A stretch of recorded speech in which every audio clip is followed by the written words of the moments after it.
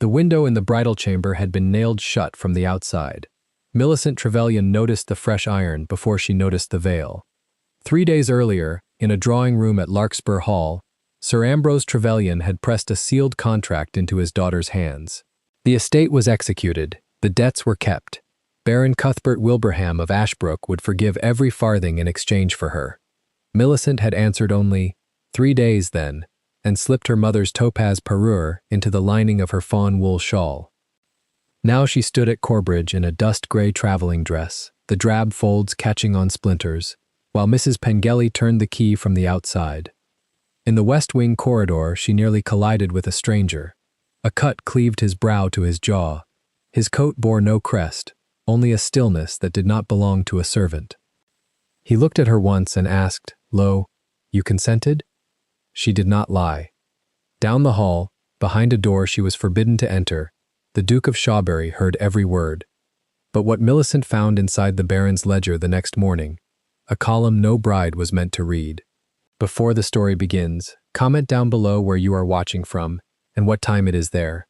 If stories of justice, dignity, and love that arrives against all odds move you, leave a like, be sure to subscribe to the channel, and click join to become a member and help our channel.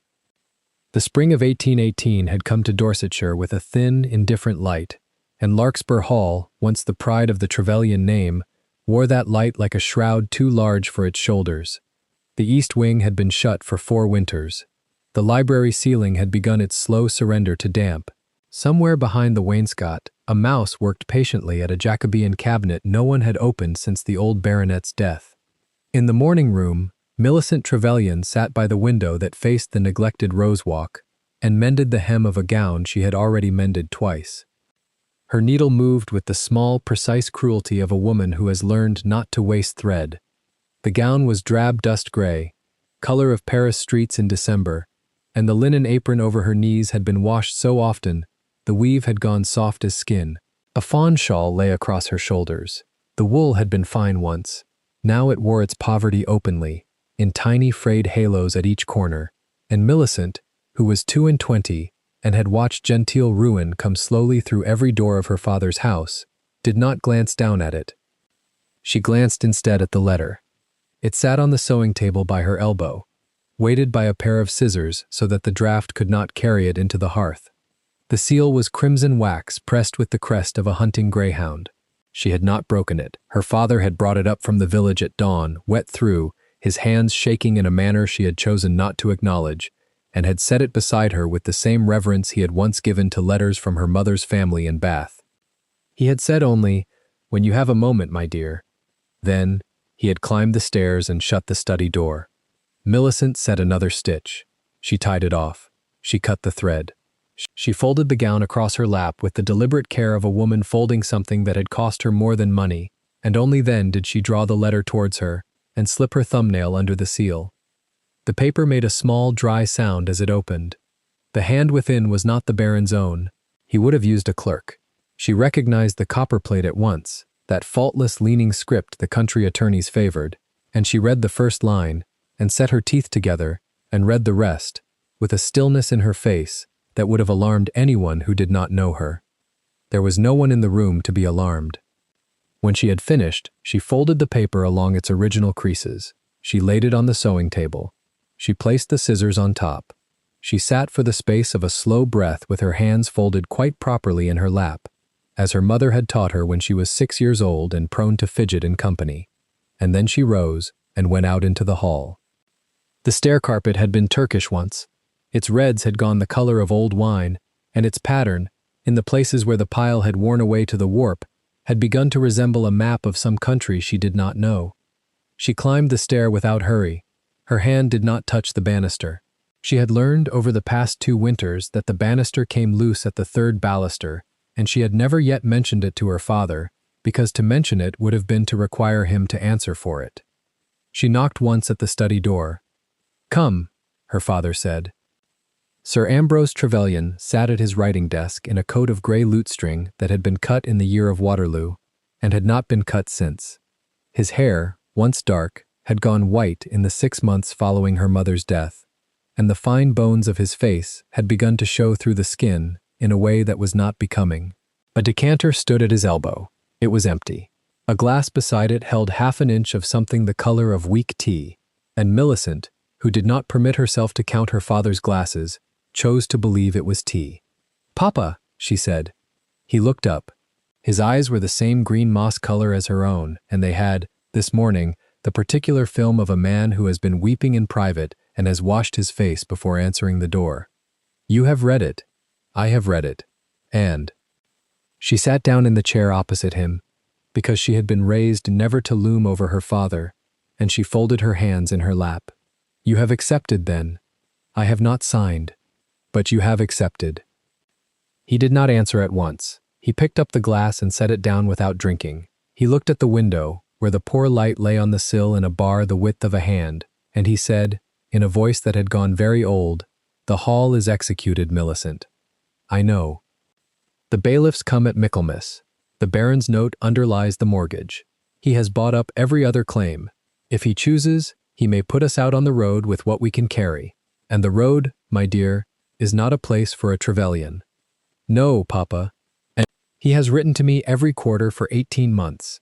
He has been—" and here Sir Ambrose's mouth twisted round a word he did not wish to say. "Gracious. Gracious. He does not require you to feign affection. He requires only your consent. In return, he pardons every debt against this estate. Larkspur is preserved. My name is preserved. And you—" he looked at her at last, and his eyes were wet. "You are lifted, my dear, from the ruin your father has brought upon you." Millicent regarded him for a long moment. "May I see the contract?" He had been ready for a great many things, poor Sir Ambrose, but he had not been ready for that flat sentence, and he flinched. "Millicent, may I see the contract, Papa? The sealed one, not the letter." He fumbled a drawer open. He drew out a heavy packet tied with black tape, and he laid it before her, and she saw that his hand shook so violently the seal knocked against the wood. She untied the tape herself. The contract ran to 9 pages of vellum. She read it entire. She read the clause that pardoned every note, every judgment, every quiet, ruinous instrument that had been drawn against her father's name. She read the clause that named her the Baron's wife, in the parish church of Corbridge, on a date 3 days hence. She read the clause that stipulated her presence at Corbridge Manor by the eve of that date, and the clause that transferred to the Baron, upon the exchange of vows, the sole guardianship of her person, her portion, and any issue. She read the last clause twice. Then she looked up. 3 days. "Millicent," her father said, "if there were any other way—" 3 days, then. She said it quite calmly. She said it as she had said, on many small mornings of this bad year, that there was still coal enough for one more fire, that the mutton would stretch to Thursday, that the shawl would last another winter.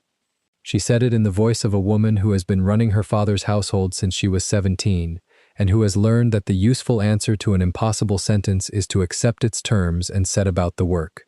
Sir Ambrose broke. He did not weep aloud. Trevelyans, he had told her since she was a child, did not weep aloud. Hoove, but he set his face in his hands, and his shoulders shook, and Millicent watched him with an expression that had nothing to do with tenderness, and yet was not cruel. "You must not blame me," he said, into his hands. "No, Papa.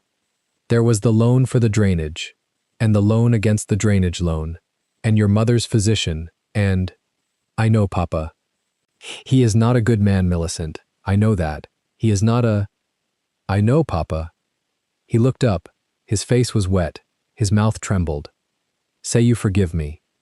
She did not.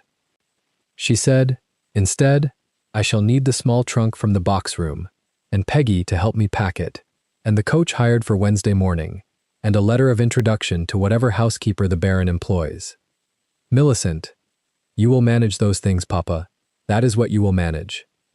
She rose. She retied the black tape round the contract. She set it in front of him with the same care she had used, half an hour before, for the folded gown, and she went out of the study without looking back, and she closed the door quite gently, because she had been raised never to slam a door in her father's house. In the corridor, she stood for a moment with her hand on the paneling. The oak was cool. The house was very silent. Somewhere on the ground floor, Peggy was drawing water. A crow called once, in the beech avenue. Millicent breathed in and out through her nose, 3 times. and then she walked to her own room and shut the door and turned the key. She did not sit down. She went to the press at the foot of her bed and knelt, and drew out the shallow bottom drawer, and from beneath a folded winding sheet of linen, she took a small japanned box no larger than a prayer book. She set it on the counterpane. She lifted the lid. The pair lay on faded blue velvet.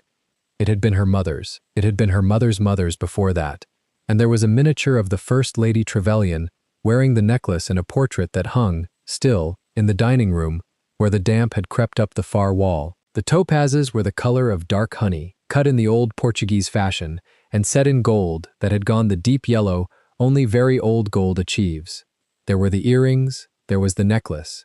There was, folded in a scrap of tissue, a single narrow bracelet of the same stones. Millicent looked at it for a long moment. The Baron's contract, she had noticed, contained a schedule of the plate and jewels of Larkspur Hall, which were understood to pass, upon her marriage, into the possession of her husband. The schedule was very thorough. The clerk who had drawn it up had visited the house in November, on the pretext of a courtesy call, and had been shown, by her father, everything of value. She had poured that clerk his tea. The pursuer had not been on the schedule. Her father had forgotten it, or her father had not forgotten it and had left it off, and had told himself that this was the last thing he would fail to speak of, and had then, at the desk downstairs, spoken of everything else. She would never know which. It did not, this morning, seem to matter. She rose. She fetched the fawn shawl from the chair by the window. She had learned, from an old aunt in Bath, that a good shawl of soft wool possesses along its selge a channel of doubled cloth where the weaver has folded the warp back upon itself, and that this channel, if one is careful with a bodkin, may be opened at one end and closed again, and will hold, invisibly, a surprising quantity of small, hard things. Her aunt had taught her this over tea, laughing, as an accomplishment for daughters of bad marriages. Her aunt had died the previous autumn. Millicent fetched her workbox. She was very slow about it. She was very exact. She opened the selvage with the point of a bodkin at the corner of the shawl that would, when the shawl was worn, sit just above her left hip, hidden in the fold beneath her arm. She wrapped the necklace in a scrap of soft silk. She fed it, coil by coil, into the channel. She fed in the earrings, each wrapped separately. She fed in the bracelet. She smoothed the shawl flat with her palm and could feel, if she pressed carefully, the weight of them along the hem, and only if she pressed carefully. She threaded her finest needle. She stitched the selvage closed. Her stitches were the size of grains of barley. When she was done, she ran her thumb along the seam and could not, herself, tell where she had opened it. She put the shawl round her shoulders. She stood at the window a moment. The rose walk lay under the poor light. Beyond it, the beech avenue ran down towards the lane, and beyond the lane, the country ran on for miles in the low, soft folds she had known all her life. She had walked in that country every morning since she was a child. She had gathered primroses in that hedgerow. She had ridden her father's grey mare, in the days when they had kept a grey mare, along that stone wall. She would not, she understood, see it again. She permitted herself the thought. She did not permit herself anything more. Then she went down to give Peggy her instructions. Peggy was 15 and had freckles and had been in the household since she was 9, and she cried when Millicent told her, in the still room, that the small trunk from the box room must be brought down and aired by morning. Millicent let her cry. Millicent did not touch her. Millicent stood by the copper and watched her, and when Peggy had done, she said, quite gently, 2 gowns, the green muslin and the sprigged, both petticoats, the stays that do not pinch, all the linen there is, my mother's prayer book from the top shelf of the press, not the Bible from the study, the small one, the tortoiseshell comb, the brush, the workbox, my riding boots, though I shall not ride, because they are the only pair whose soles are entire. Miss, Peggy whispered, Miss, the wedding gown. The Baron will have provided a wedding gown. Peggy went scarlet, then white, then scarlet again, because she was 15 and had already understood a great many things, and Millicent said, Take the trunk up, do not weep in the passages, my father is unwell. Peggy went. Millicent walked out into the rose walk. The wind had come up. It moved through the neglected canes and set the last of the winter hips knocking together with a small dry sound like beads on a rosary. She walked to the end of the walk, where the sundial stood, and she laid her ungloved hand on the warm stone rim, and she closed her eyes. She did not pray. She had of late ceased to pray in any conventional way, having found that the phrases her governess had taught her did not fit the shape of her mornings any longer. She stood with her hand on the sundial, and she counted the pulse in her wrist against the stone, and she said, silently, to no one, 3 days then. The words settled in her. She opened her eyes. There was a rider coming up the lane. She saw him first as a black mark against the pale line of the beech trunks, and then, as he came on, as a man in a plum-colored coat, riding a heavy chestnut horse. He rode badly. He sat too far back and drove the horse's head down with his hands. The horse was hot. Millicent watched him come, and watched him rein up at the gate, and watched the boy from the stable yard, who had once had 6 other stable boys under him, and now had none, come out and take the bridle. The rider was not the Baron. She had feared, for a suspended moment, that it might be, and she registered the coldness of that fear, and she registered its passing. The rider was a clerk. She could tell by the ink on his cuff, and by the flat leather case strapped across his back. He had come, she understood, for the signed contract. She turned and walked, without haste, back to the house. At the side door, she encountered her father, coming out with a paper in his hand, and his coat unbuttoned, and his cravat askew. He saw her. He stopped. Millicent. He is at the gate, Papa. I have signed. Then give it to him. Millicent. Will you not? Give it to him, Papa. She stepped past him into the passage.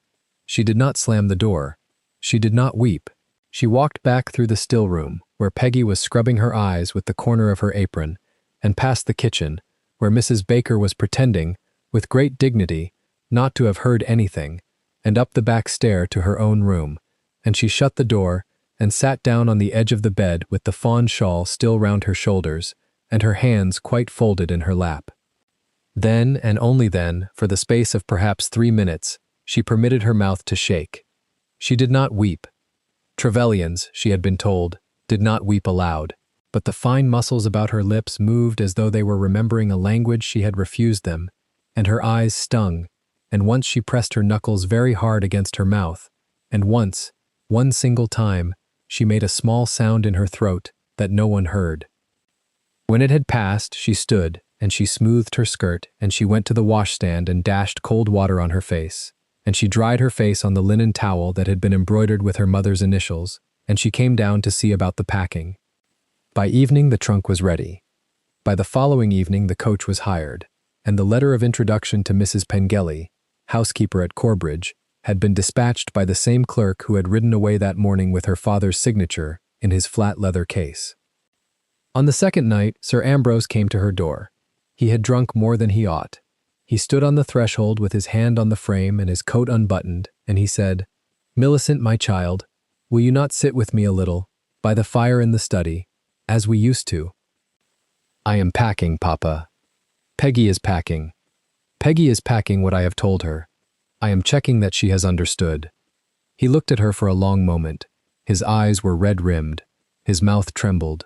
He wanted, she could see, something from her that she could not, without dishonesty, give him, and he had come to the door of her room with the muddled hope that she would give it anyway, because he was her father, and she had never in her life refused him a small tenderness. She looked back at him. She saw, quite clearly, the way his hand shook on the frame. She saw the fine gray stubble on his jaw.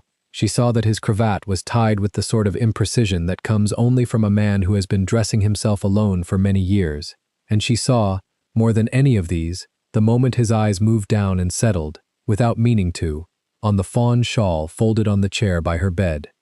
He did not know about the parure. She was almost certain he did not know, but his eyes rested on the shawl a beat too long, and Millicent understood, with a small cold clarity, that she would carry it on her person from this moment until she crossed the threshold at Corbridge, and that she would not, ever, set it down in a room where her father could enter alone. "Good night, Papa," she said. He blinked. He drew himself up. He inclined his head with the courtesy of a much younger man, and he went away down the corridor with his hand along the wall to steady him. She closed the door. She turned the key, She took the shawl from the chair and laid it under her pillow, and she slept, that night, with her cheek against the small hard weight of the topazes, and she dreamed of the rose walk and of the gray mare and of nothing at all after that. The morning of the third day came thin and cold. She dressed by candlelight.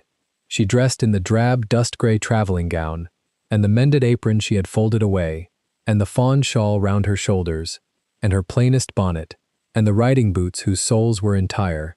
She braided her hair in a single soft plait down her back, because she had not the patience, this morning, for anything more elaborate, and because the small scar on her right brow, the one she had carried since she was 7, and had fallen from the gray mare, seemed to her, in the glass, to want a little air.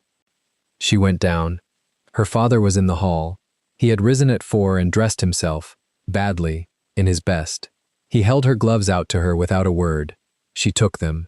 She drew them on. "Papa," she said. He could not answer. She permitted herself then, the one thing she had not yet permitted herself. She rose on her toes and kissed him, once, on his cold cheek, and she said, "You will drink less. You will eat what Mrs. Baker gives you. You will write to me at Corbridge only if you are well. Millicent, only if you are well, Papa." She stepped back. She drew the shawl more closely round her shoulders, so that the topazes lay along her left side, invisible against the wool. She walked out into the courtyard. The hired coach stood in the mizzling rain. The horses steamed. The boy from the stable yard held the door, cap in hand.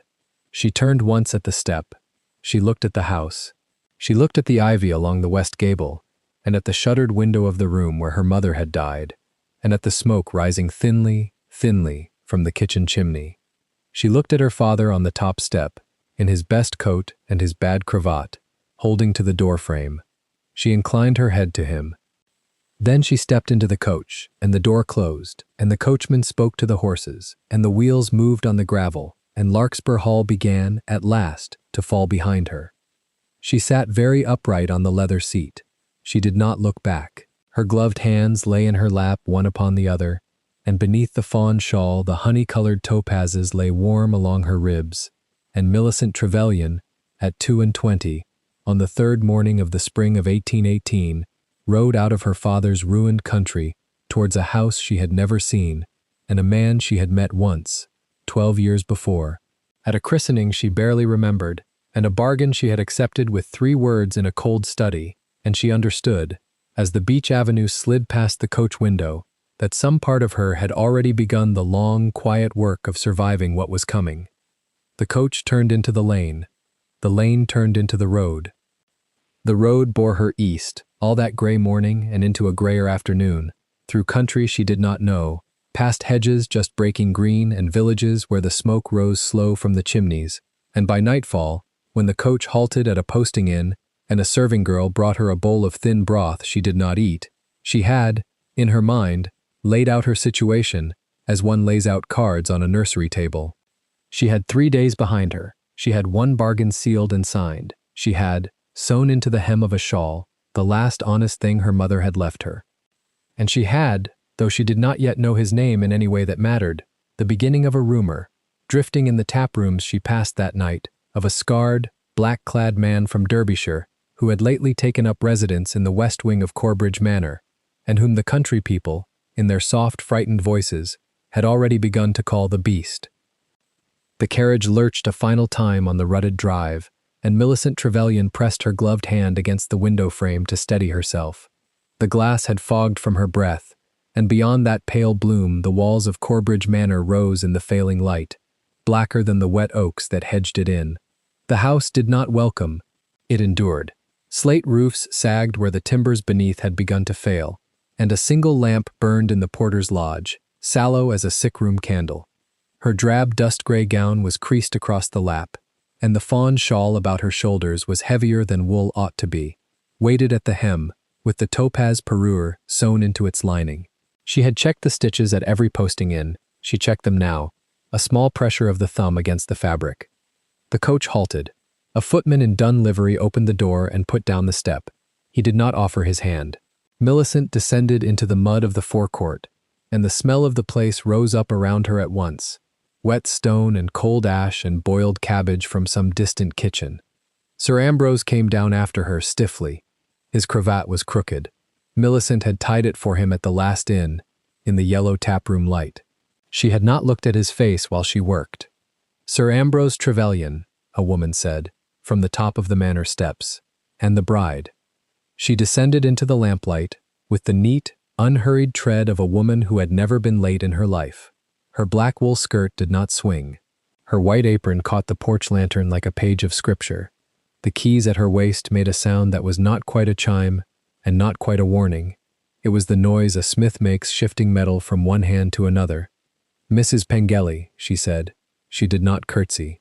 She inclined her head 1/4 of an inch. "Housekeeper of Corbridge these 26 years. His lordship is at Ashbrook tonight. He will present himself in the morning." Sir Ambrose bowed. His bow was too deep. Millicent felt the shame of that bow along the length of her spine. "Miss Trevelyan," said Mrs. Pengelly, and the small black eyes moved over Millicent's gown, her shawl, her mud-splashed boots, and back to her face. "You will follow me." There was no offer of tea, no fire, no basin of warm water. The housekeeper turned and went up the steps, and Millicent, after the smallest breath, went after her. Sir Ambrose fell in behind, and behind him the footman with the single valise, and the door of Corbridge Manor closed on all four of them with the flat, careful click of a lock accustomed to closing on people. Inside, a great staircase rose in 3 shallow flights, its balustrade carved with hunting hounds worn shiny where hands had gripped them for generations. A single branch of candles burned on the newel post. "His lordship keeps the west wing," said Mrs. Pengelly, as she began to climb. "You will not enter it. The east wing is your own." Millicent set her hand on the banister. The hound beneath her palm was cold. "I should like a moment with my father," she said, and she was pleased that her voice came out low and even, as though she were asking for nothing at all. "In the morning," said Mrs. Pengelly without turning, "Sir Ambrose is lodged in the North Tower. The rooms are separate for reasons of propriety, until such time as the ceremony is concluded." Sir Ambrose said nothing. He did not lift his head. Millicent understood, then, that the North Tower was not for propriety, it was for keeping. She climbed. The stairs creaked in a pattern she memorized without meaning to, the 4th from the bottom, the 7th, the 3rd from the landing. At Larkspur she had learned to know every board because a bailiff walked lighter on some than on others. At the top, Mrs. Pengelly turned right. The corridor was hung with faded green paper that showed the ghost shapes of pictures long since taken down. A footman was posted at the end of it, a musket propped against the wall behind him, as if he guarded a magazine and not a hallway.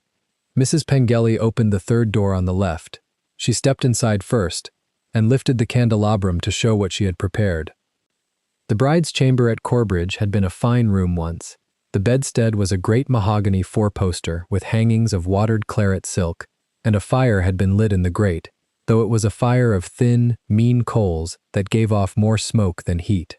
A pier glass stood between the 2 windows. A dressing table had been set with a silver-backed brush that was not Millicent's, and a phial of scent she did not recognize. On a form beside the bed lay a wedding gown of ivory satin. Someone had laid it out very carefully, as one lays out the dead. "You will find everything wanting nothing," said Mrs. Pengelly. She turned to the 2 tall windows. "These have been secured. The house is old, and the sashes are unsafe.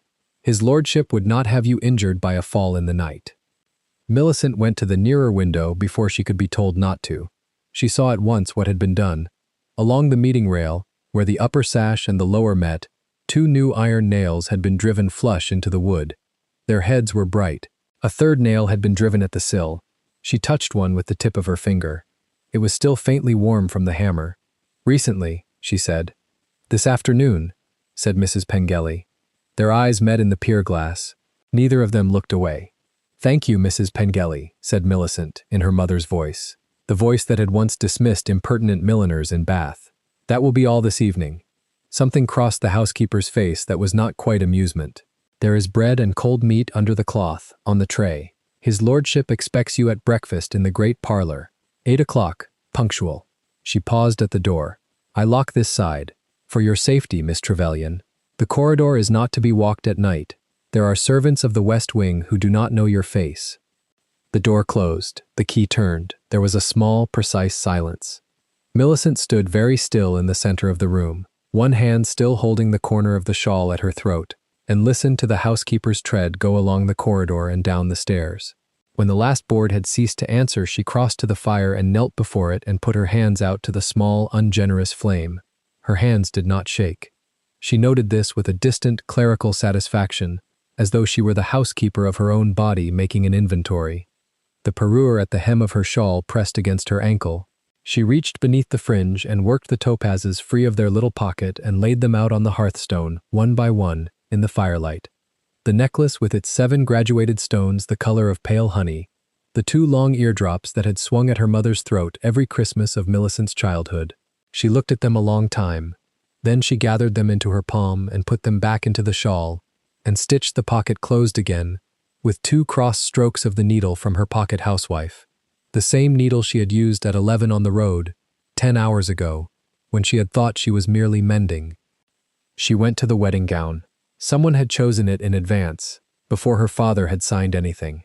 She let the sleeve run through her fingers and felt the small, cold turn of a fact clicking into place. She sat on the edge of the great bed and unlaced her boots. Then she rose, in her stockinged feet, and walked the room as a soldier walks a field before he chooses his position. The 2 windows were nailed. The chimney was too narrow at the throat for a grown woman. She measured it with her eye and knew.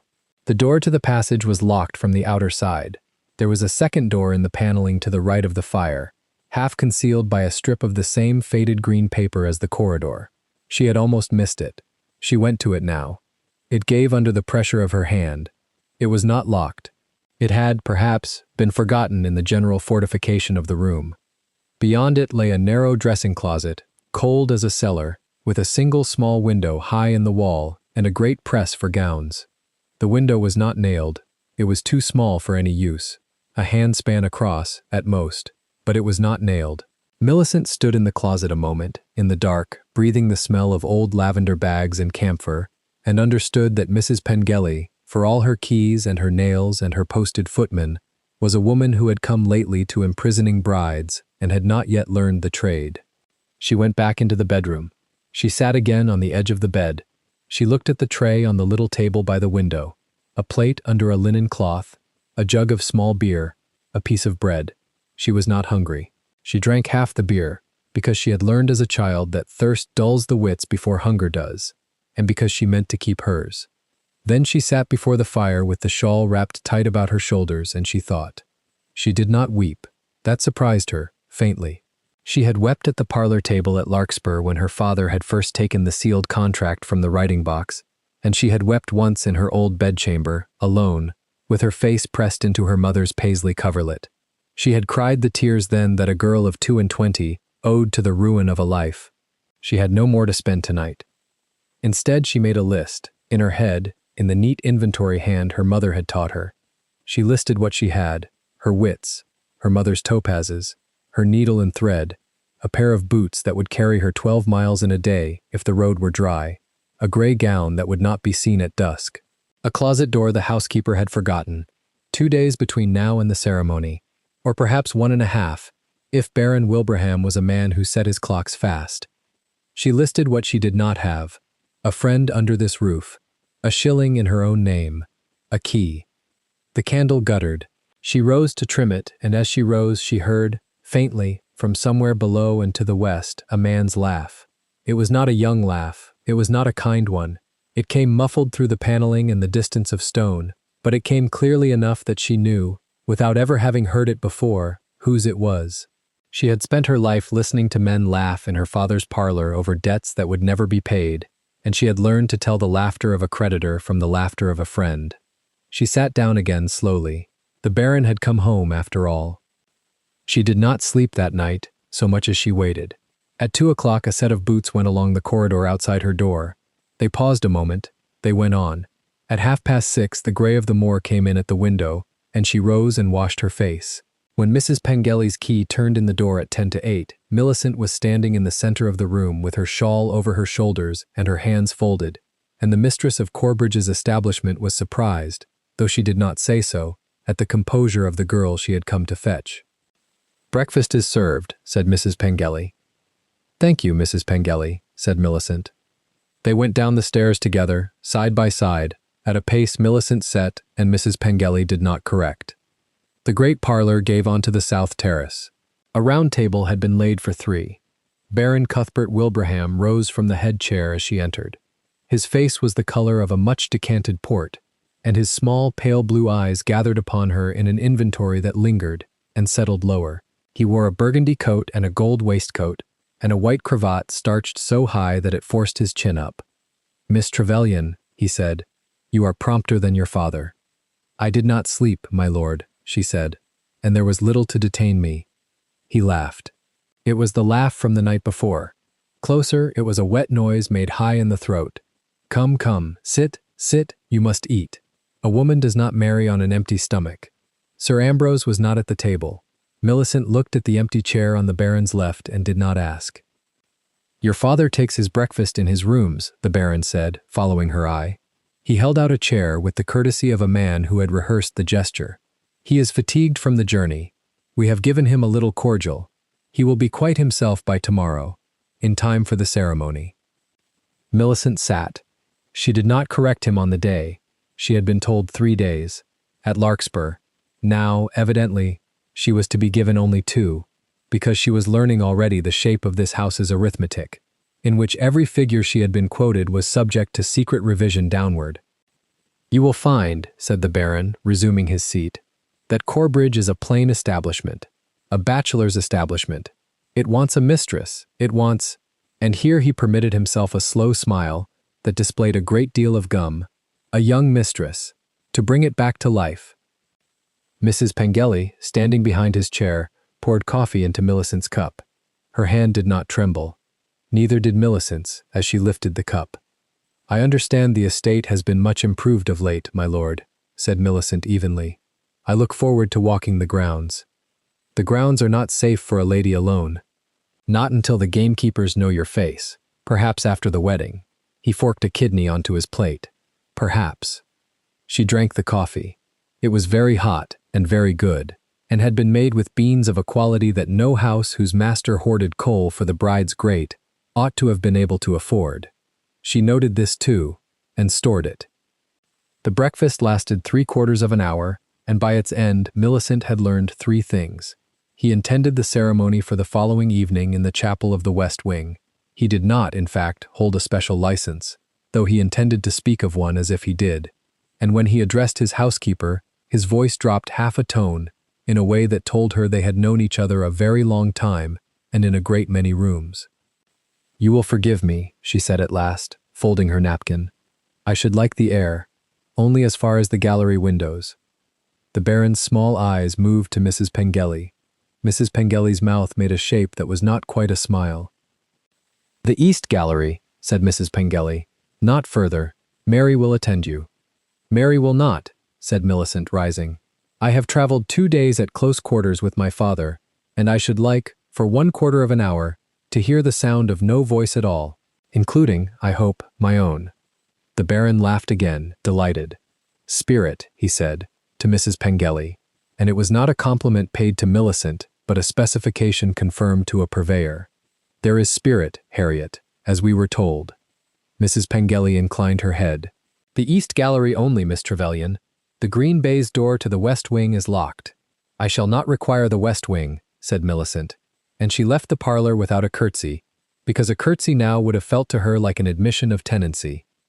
The East Gallery ran the length of the first floor. She walked it slowly and made an inventory of doors as she went.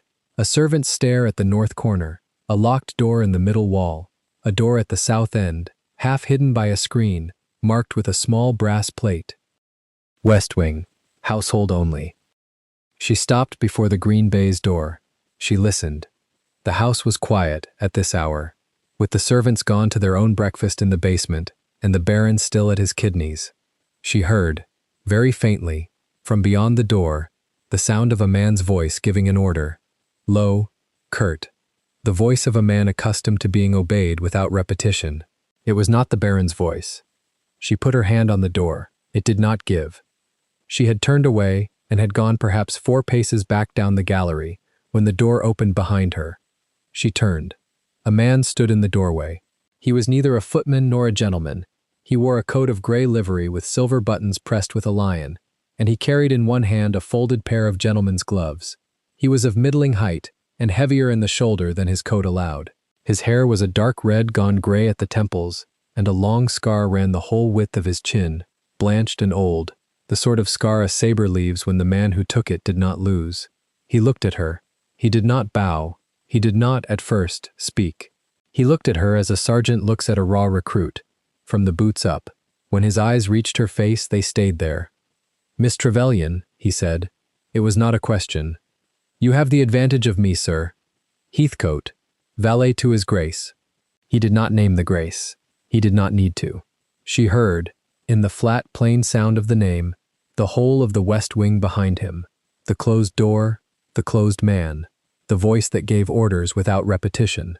"His Grace," she said, carefully, "is a guest of the Baron.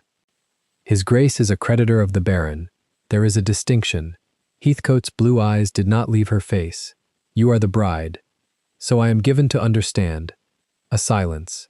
Somewhere in the wing behind him, a clock struck the half-hour, twice, small and silver. "Miss Trevelyan," said Heathcote, and now his voice dropped, and it was not the drop of a man being kind, but the drop of a man being exact. "I will ask you one question. Answer me plainly. It will go no further than my ear." She waited. "You consented?" The word landed between them like a coin set flat on a table. He did not embellish it. He did not soften it. He waited for it to ring, or not to ring, and to give up its metal. She did not lie.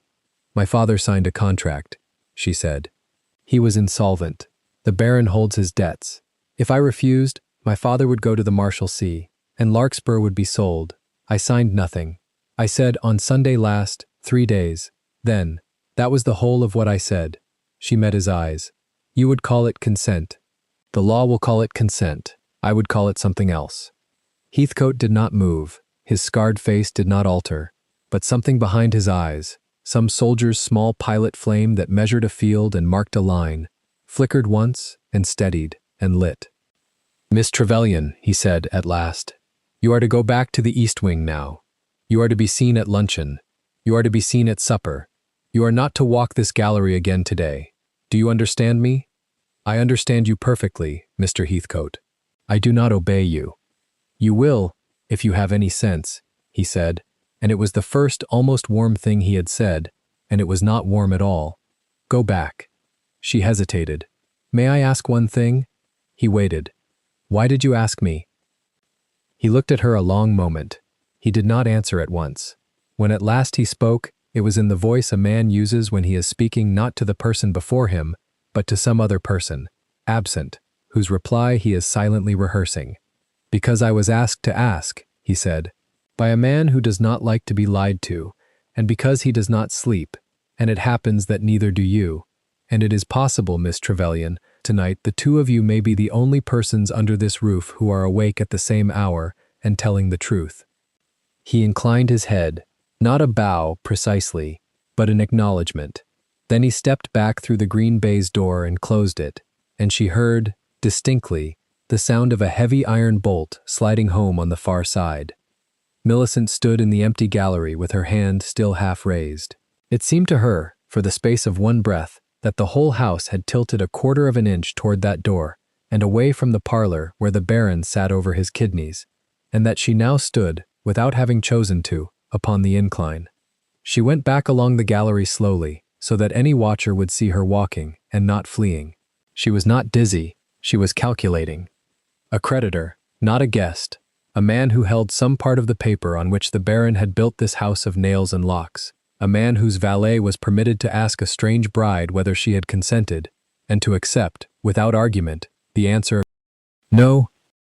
She had not survived the winter at Larkspur by trusting the first hand held out in the dark, but she filed him, and she went down to the parlor when the luncheon bell rang, and she ate cold mutton with the Baron, and she did not, once, glance at the west door. That afternoon the ivory satin gown was tried on her, pinned, and taken away for the last alterations.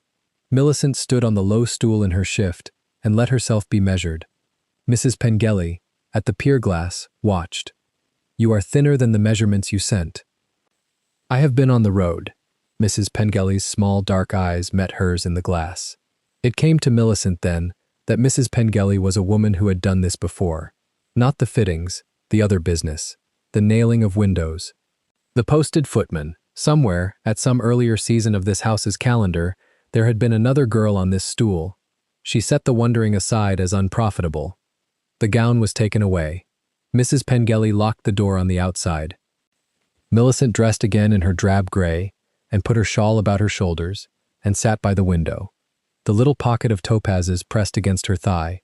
She thought, then, quite clearly, of Heathcote's scarred face in the doorway and of the way he had said, "Because he does not sleep, and it happens that neither do you."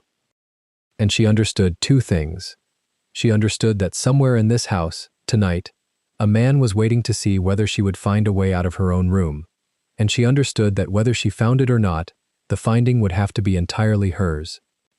Toward dusk, a scullery girl of perhaps 13 was permitted in to make up the fire. She had a round, pale face and a chapped mouth, and would not lift her eyes from the fender. Millicent watched her a moment. "What is your name?" "Suki, miss." "Suki. Do you know the West Wing?" The child's hands stopped upon the coals. She did not answer. "You need not tell me a thing you should not," said Millicent, gently. "I ask only whether, if a person went there, she would find it a well-lit hall or a dark one." The child looked up. Her eyes were the eyes of a country child who had seen a slaughter and had not, afterwards, been able to say what she had seen. "It is dark, miss," she whispered. "There is only one candle burning, in the third room. His Grace does not permit more." "Ah," said Millicent. "Thank you, Suki. That will do." The child fled. The door locked behind her. Millicent turned back to the window with its two bright nails and looked out over the kitchen garden and the yew hedge beyond, black now in the falling light, and repeated to herself, without moving her lips, the words, "Third door, west wing, one candle." She did not yet know how she would come to that door. She only knew, with the kind of certainty that comes to a person who has been told a true thing for the first time in a long while, that she would. Beyond the yew hedge, on the road that ran from Corbridge to the coaching inn at Ashbrook Cross, the church bell of St. Cuthbert's began, distantly, to ring the hour of 6, and the sound of it fell across the moor like a coin dropped in a cold room, and somewhere in the west wing of the manor, though she could not hear it, a man in a black cravat set down his book, and lifted his head, and told his valet to leave the west corridor door unlatched that night. The book he had been reading was a slim quarto on the drainage of the fens, and it had been open on the same page for the better part of an hour. Aloysius Anson, 7th Duke of Shawbury, closed it now with the care of a man who did not trust the noise his own hands might make. The fire in the west wing bedchamber had burned down to a red seam. He rose, crossed the boards without sound, and stood at the tall casement that looked out over the moor toward the Corbridge gates. The candle at his elbow guttered. Somewhere below, in the long throat of the house, a door was being locked for the night. Heathcote stood by the mantel, one gloved hand resting on the marble, the other at his side. He waited. He had waited in worse rooms. "You are certain?" Aloysius said. He did not turn from the window. "I put the question to her plainly, Your Grace." She did not lie. She could have. She did not. "And the father?" "Sir Ambrose is at Corbridge. He came in the same carriage. He drank 3 glasses of the Baron's port before supper and did not eat. A man who cannot eat is a man who knows what he has done." "Yes, Your Grace." Aloysius set his palm flat against the cold glass.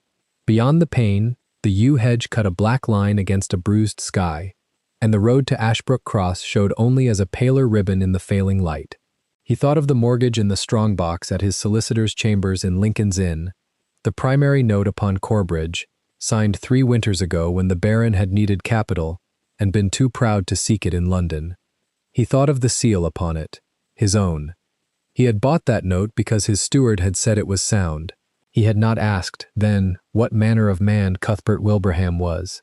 He had been a soldier 8 months returned from the peninsula, and the buying of paper had seemed a cleaner trade than the killing of Frenchmen, and he had not looked closely at what he was buying. He was looking now. He turned from the window at last and set the quarto upon the writing table. He crossed to the shelf where his own strongbox had been placed by Heathcote that afternoon, unlocked it with the small key upon his watch chain, and lifted from it the primary note upon Corbridge. He carried it to the fire and did not burn it. He set it upon the mantel, beneath a plain brass candlestick, where any man entering the room would see it before he saw anything else. Some documents were most useful when they were most visible. He remembered, without wishing to, a village outside Salamanca, a farmhouse door, a girl of perhaps 13 pushed forward by her uncle in exchange for a bag of flour. He had not looked closely then either. He had ridden past. He had had orders. He had told himself that a duke's younger son, seconded to Wellington's staff, was not the arm of Providence in a foreign country. He had ridden past, and he had eaten his ration that night, and he had not slept. He had ridden past a great many things in his life. He had lately begun to keep count. "Leave this wing's door unlocked tonight," he said. Heathcote did not move at once. When he spoke, his voice was even. "The corridor door, your grace." "Or the bedchamber." "The corridor. Third door from the head of the stair. Let it stand unlatched. If any come to it, they are to be admitted without question. And you will be at the head of the stair, out of sight, and you will remain there until dawn, or until I call for you." "Yes, your grace." "And Heathcote, your grace, you will not use the word rescue, tonight or ever, in this house or out of it. What is done here is a matter of law. A note held, a property claimed, nothing else." Heathcote inclined his head. The scar along his jaw caught the light of the low fire. He had heard his master speak in this voice on the ridge above Vittoria, the night before the assault, and he had learned then that it was the voice Aloysius used when he had already decided a thing and was only now permitting the world to catch up to the decision. "Very good, your grace." When the valet had gone, Aloysius stood a long moment at the window and did not move. Then he went to the bell rope and did not pull it. He went to the writing table and did not sit. He went at last to the fire and knelt and set another log upon the ashes, and blew, and watched the flame take. The scar that ran from his brow to the corner of his jaw pulled a little, as it always did when he bent close to heat. He did not notice. He had stopped noticing it some years ago. At the far end of the house, in a chamber that faced east and had been furnished for a bride, Millicent Trevelyan sat upon the edge of a bed she did not intend to sleep in, and unpicked the stitching of her zail with the point of a sewing needle. The parure was still there, wrapped in a fold of brown paper her mother had once used to line a Bible. She did not take it out. She only touched, through the wool, the shape of the topaz that had lain against her mother's throat at Larkspur, the winter her mother had died, and she counted, without knowing she counted, to 8, and then to 8 again, and set the needle down. Mrs. Pengelly had come at 7 with a tray, and at 7 she had gone. The tray held bread, a scrape of butter, and cold tongue. The window had been examined, tried, and found still nailed. The key had turned in the lock as the housekeeper withdrew. Millicent had not touched the food. She rose. She walked the room from the window to the door, and from the door to the hearth, and from the hearth back to the window, and she counted the steps, because to count them was to prevent the counting of other things. 12 steps. 9. 14. The room was larger than any room at Larkspur had ever been. It occurred to her that she had never before been imprisoned in comfort, and that comfort was a species of cruelty she had not previously catalogued. She stopped at the writing desk. Upon its blotter lay a single sheet of pressed vellum, and upon the vellum, in a florid clerk's hand, the marriage settlement she had signed that afternoon in the hall below. She had not been permitted to read it. Forces. She had been shown a line and given a pen, and had watched her own name appear at the foot of a document she did not know the shape of. She read it now. She read it twice. The chattel clause was in the 3rd paragraph.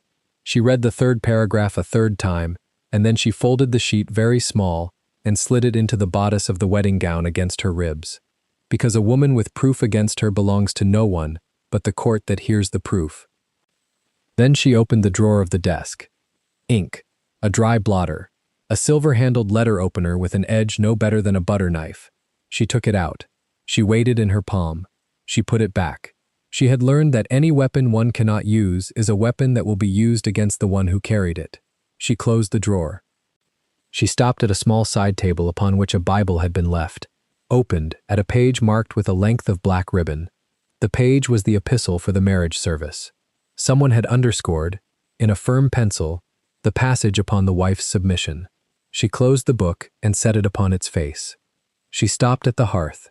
Above it hung an oil of the late Baroness Wilbraham, a woman with the same watery eyes as her husband and a mouth held in a thin line, as if she had spent her marriage swallowing something, and had, at last, learned the trick of it. Millicent looked at the painted mouth for a long time. Then she went to the door and set her ear against the wood. The house made its sounds. A servant on the back stair, a dog somewhere in the stable yard, the tick of a long case clock in the corridor, and beneath these, at the very edge of what she could hear, the low, continuous murmur of a house in which people were awake who did not wish to be heard. She stepped back from the door and sat on the bed and folded her hands in her lap, and she waited, because there was nothing else she could yet do. 2 floors below, the Baron of Ashbrook was in his study. He had removed his casaca and hung it, with a valet's care, upon the back of the chair. His waistcoat was unbuttoned at the throat.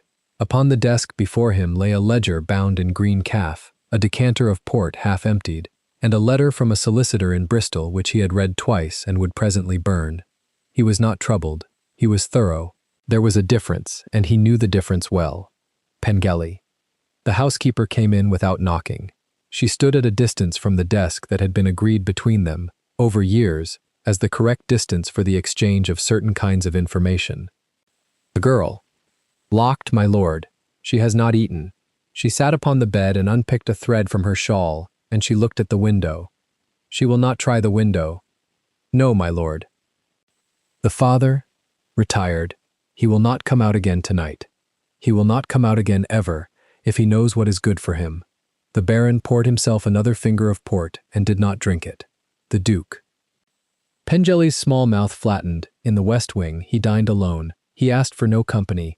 His valet went twice to the kitchen for hot water. Twice. Twice, my lord. The Baron considered this. He was a man of small imaginations and large appetites, and it was the imaginations rather than the appetites that had made him rich. He could hold 3 futures in his head at once and choose the one that cost him least. He had not considered, in arranging the night, that a soldier hosted in a west wing might bathe twice. He set the port down untouched. He is a soldier, he said at length aloud to no one. Soldiers wash the war off. It clings. Yes, my lord. You will see that the corridor between the east wing and the west is closed at 11. The connecting door, locked, and the key upon your person. Yes, my lord. And Pengelly, when I ring, at whatever hour I ring, you will unlock the east chamber door, and you will not be in the corridor. No, my lord. You have never been in the corridor. No, my lord. She curtsied and went. The Baron sat a while longer and looked at the green ledger and did not open it. The ledger was not for tonight.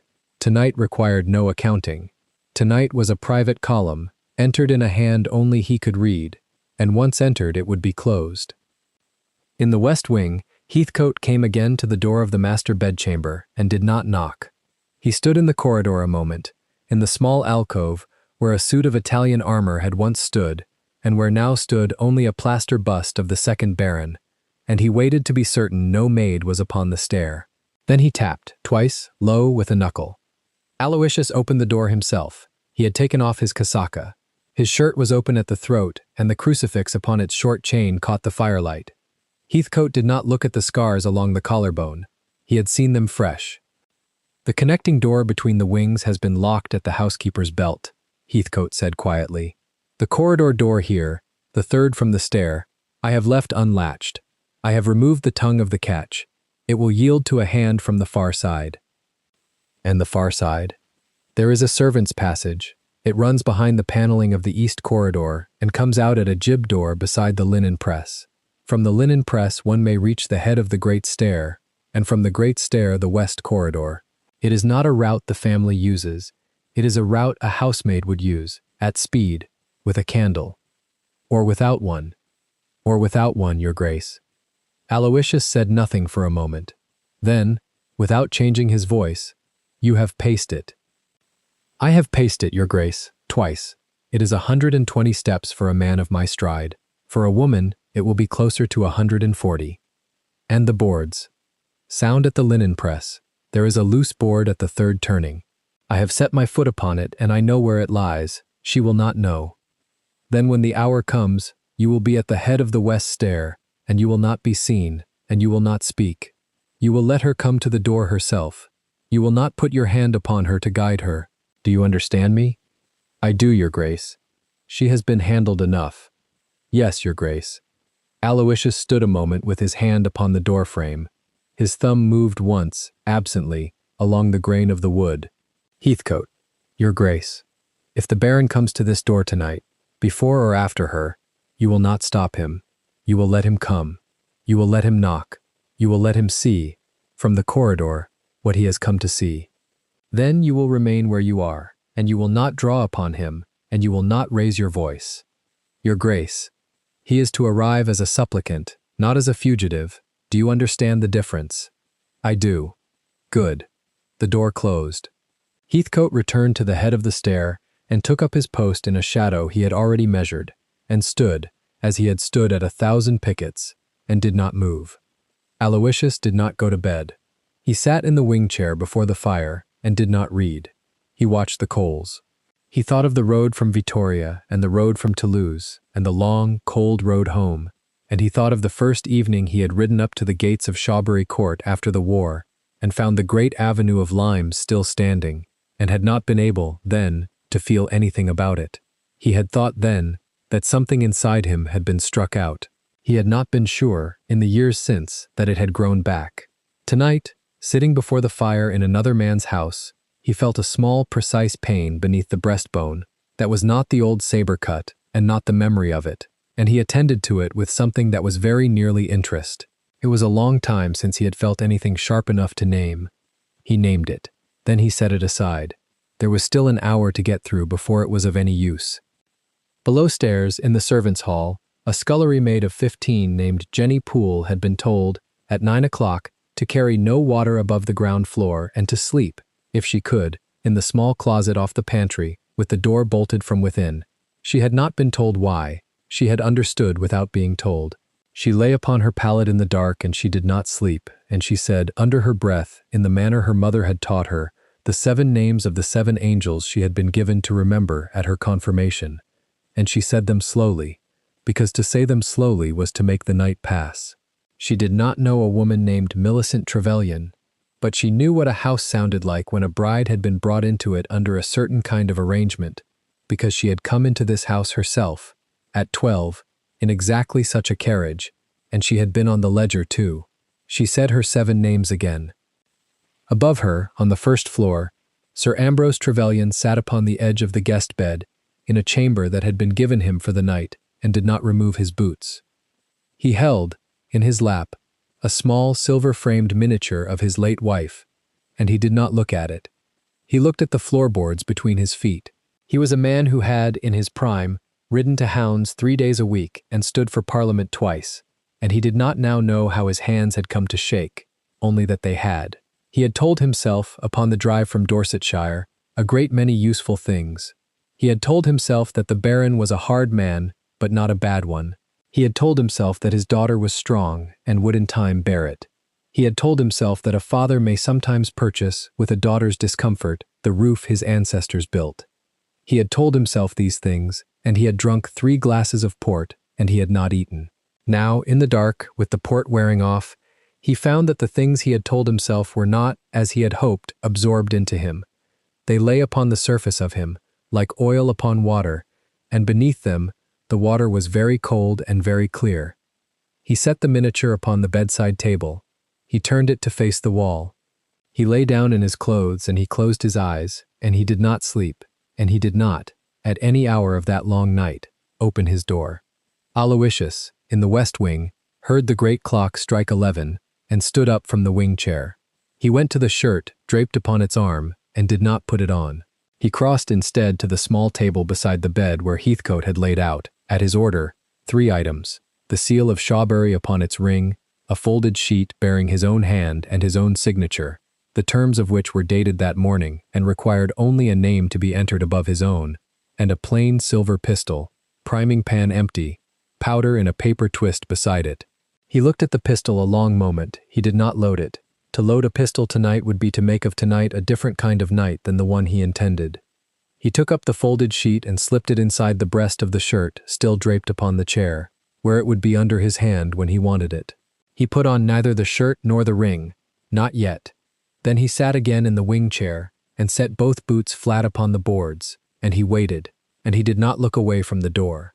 In her east bedchamber, Millicent had begun, very quietly, to prepare.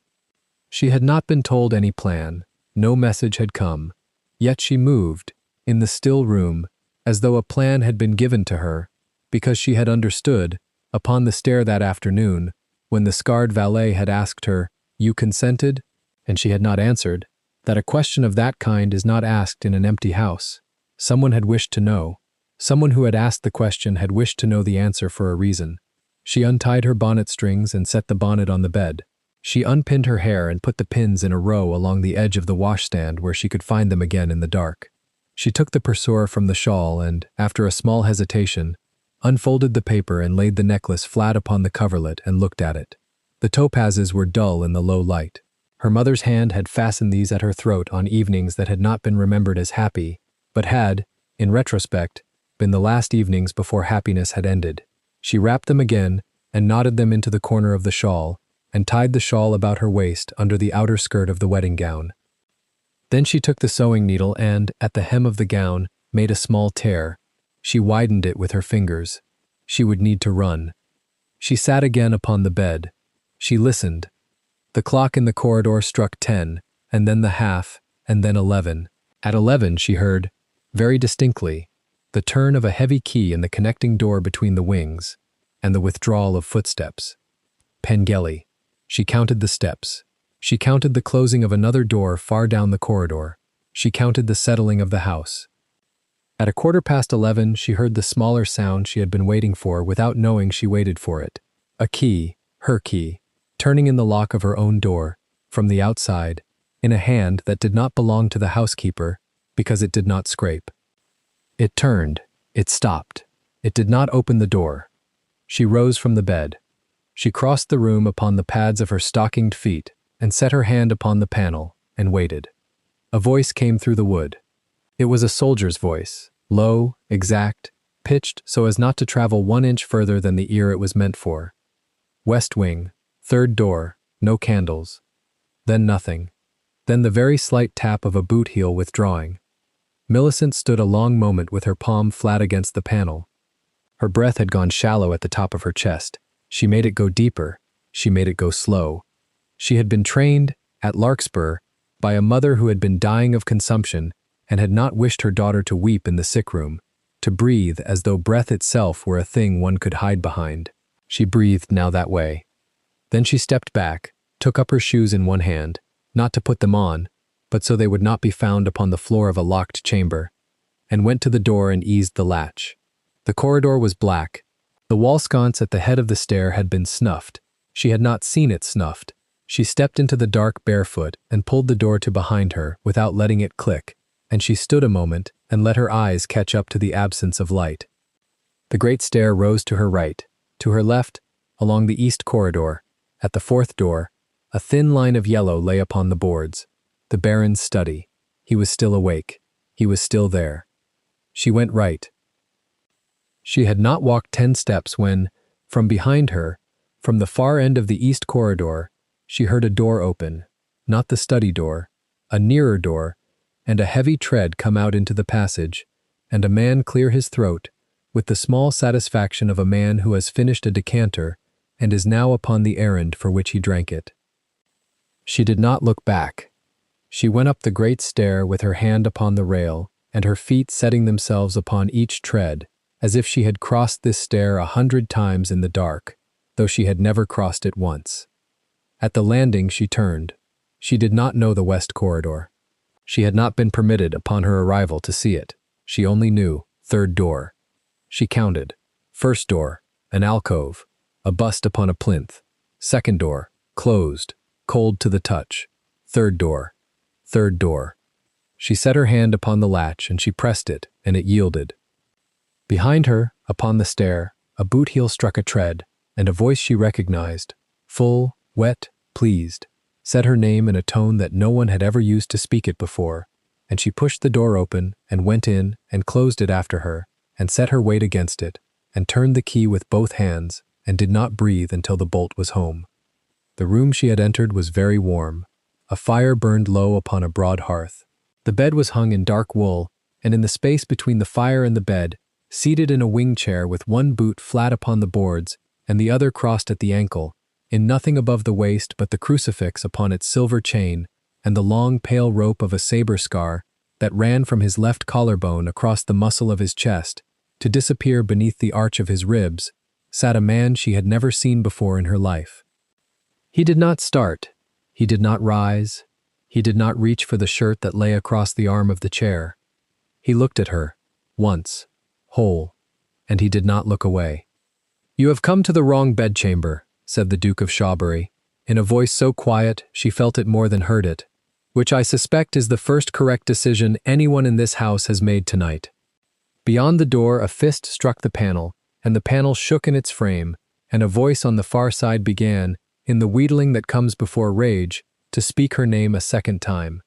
The fist struck the panel a second time, and Millicent felt the tremor pass through the floorboards into the soles of her bare feet. She did not turn to look at the door. She turned instead toward the man by the hearth, because a door could only hold for so long, and a man, she had begun to learn, was a longer thing.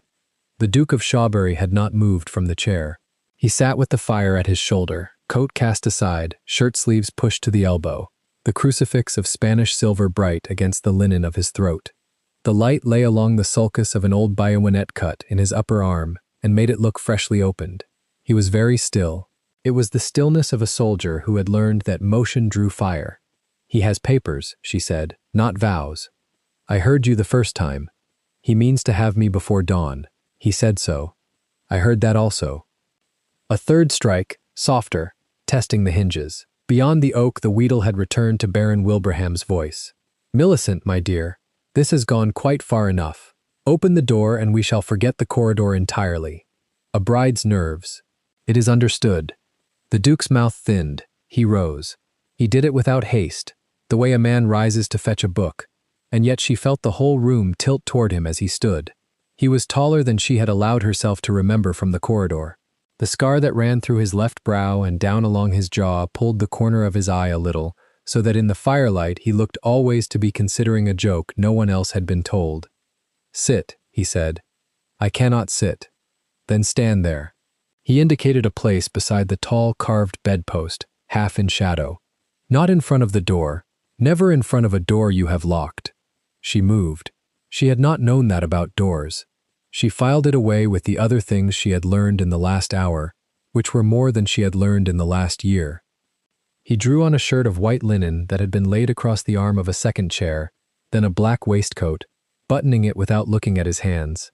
His hands knew the buttons. He did not hurry. She understood, watching him, that he was making the Baron wait, and that the making him wait was itself an act of war. "Heathcote," he said, not raising his voice. The valet stepped from the alcove by the servants' passage, as though he had been standing there the entire time. He probably had. His red-brown hair caught the firelight. The saber scar along his jaw was a pale line. He had a pistol in his belt now that had not been there in the corridor. "Your Grace, fetch Ridley and the undergroom. Wake the coachman. I want the West Drive readied within the hour, and I want the North Gate manned. No one leaves Corbridge tonight, but on my word."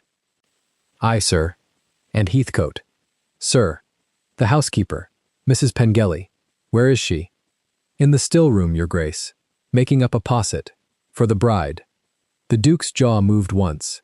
"Bring her to the small library." "Not to me. To the library. Sit her down. Do not let her leave the chair." "Aye, sir." Heathcote's eyes flicked once to Millicent, brief and appraising, the look of a man taking inventory of a ward. Then he was gone through the passage, and the panel shut behind him without sound. The Duke turned to the door. He crossed to it in 3 long strides and set his hand flat against the oak, as though he were listening through his palm. "Wilbraham," he said. The wheedling on the far side stopped. There was a small, wet silence, of the sort a man makes when he has been called by the wrong voice at the wrong hour. "Shawbury," the Baron said. You are within?" "I am within."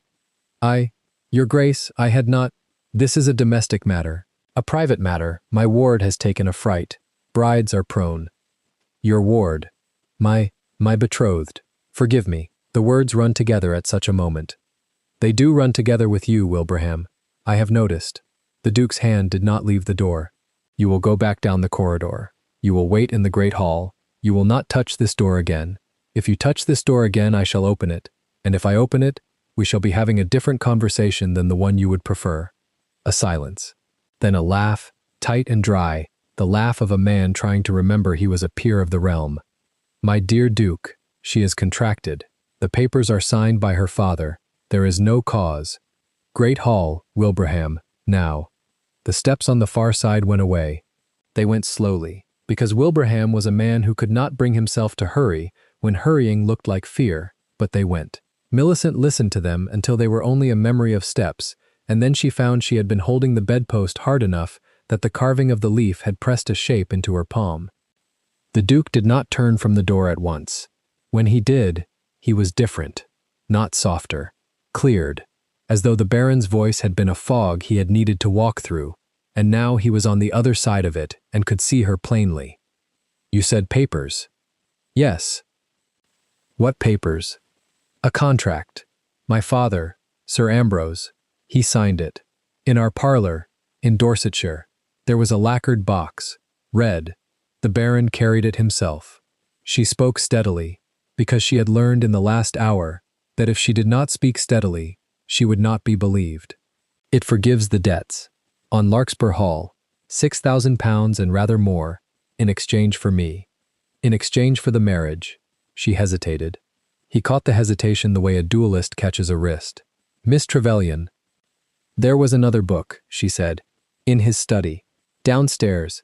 When I came in this afternoon, Mrs. Pengelly took me through the west gallery, and the door to the study was open a finger's breadth. I saw the lamp lit. I saw a green-bound ledger open on the desk, and I saw a column. A column written in Spanish. She swallowed. Doncellas, received, with dates and numbers, and other names above mine. 6 of them, 7 perhaps, kept in a column like cattle at a market. The Duke went very still again. It was the second time she had seen it, and she began to understand that his stillness was not a thing that happened to him. It was a thing he did. It was how his mind sharpened. You are certain of the word. My grandmother was from Cadiz, and your name was among them. Below the lamp, fresh ink. The pen was still uncapped. He looked at her a long moment. Then he crossed to a small writing table set into the paneling and laid one hand upon it, and she saw the leather of the desk, pale under the pressure of his palm. He does not buy you then, he said, half to himself. He trades you. I do not know what he does with them after. You do not need to know. His voice was low. I know. She did not ask. She had lived 22 years in England, and she had heard, at country dances, at market days, in the way old cooks lowered their voices when a certain kind of coach passed on the road, quite enough of the world to know what such a column was for. Girls of good name and no defense. Sent to Antwerp, sent to Lisbon, sent to places from which no letter came back. He meant to keep the marriage, the Duke said. He was working it aloud now, the way a chess player works a board.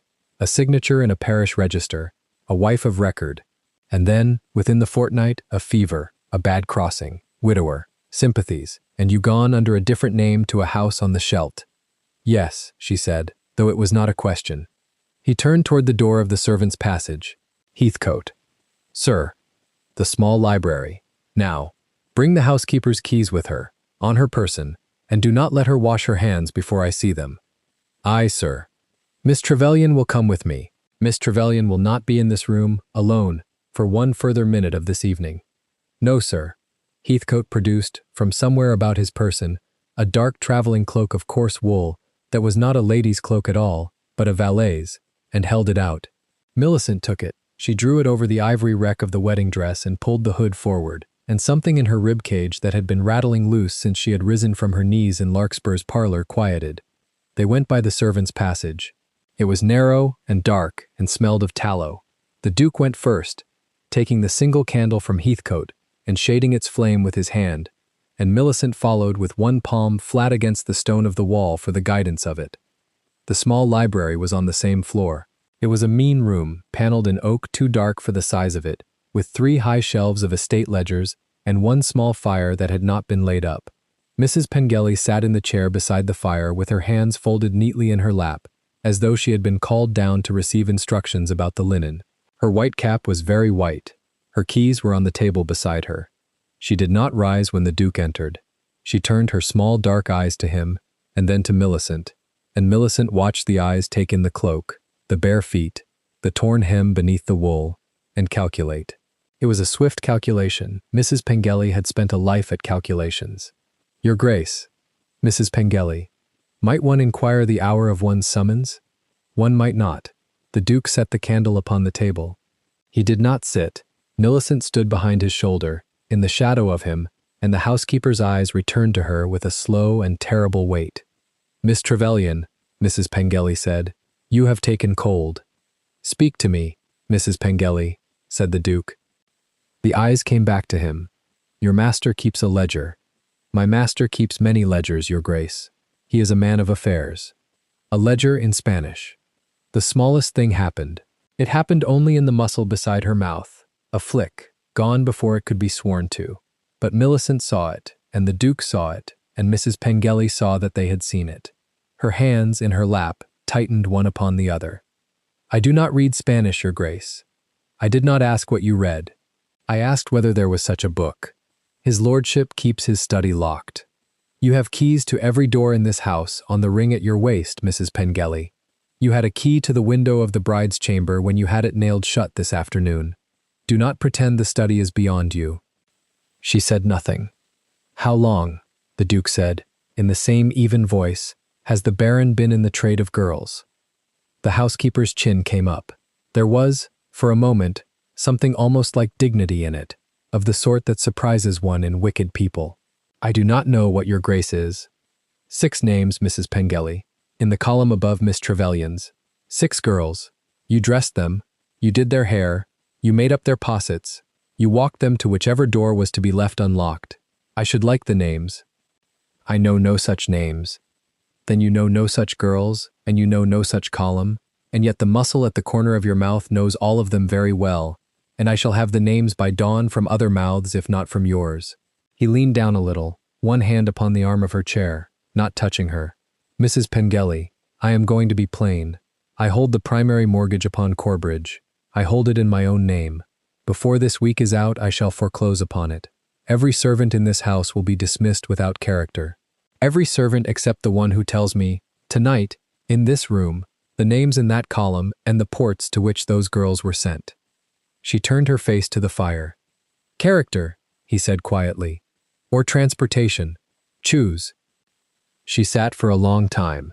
The fire crackled once, badly, from a piece of green wood laid up carelessly.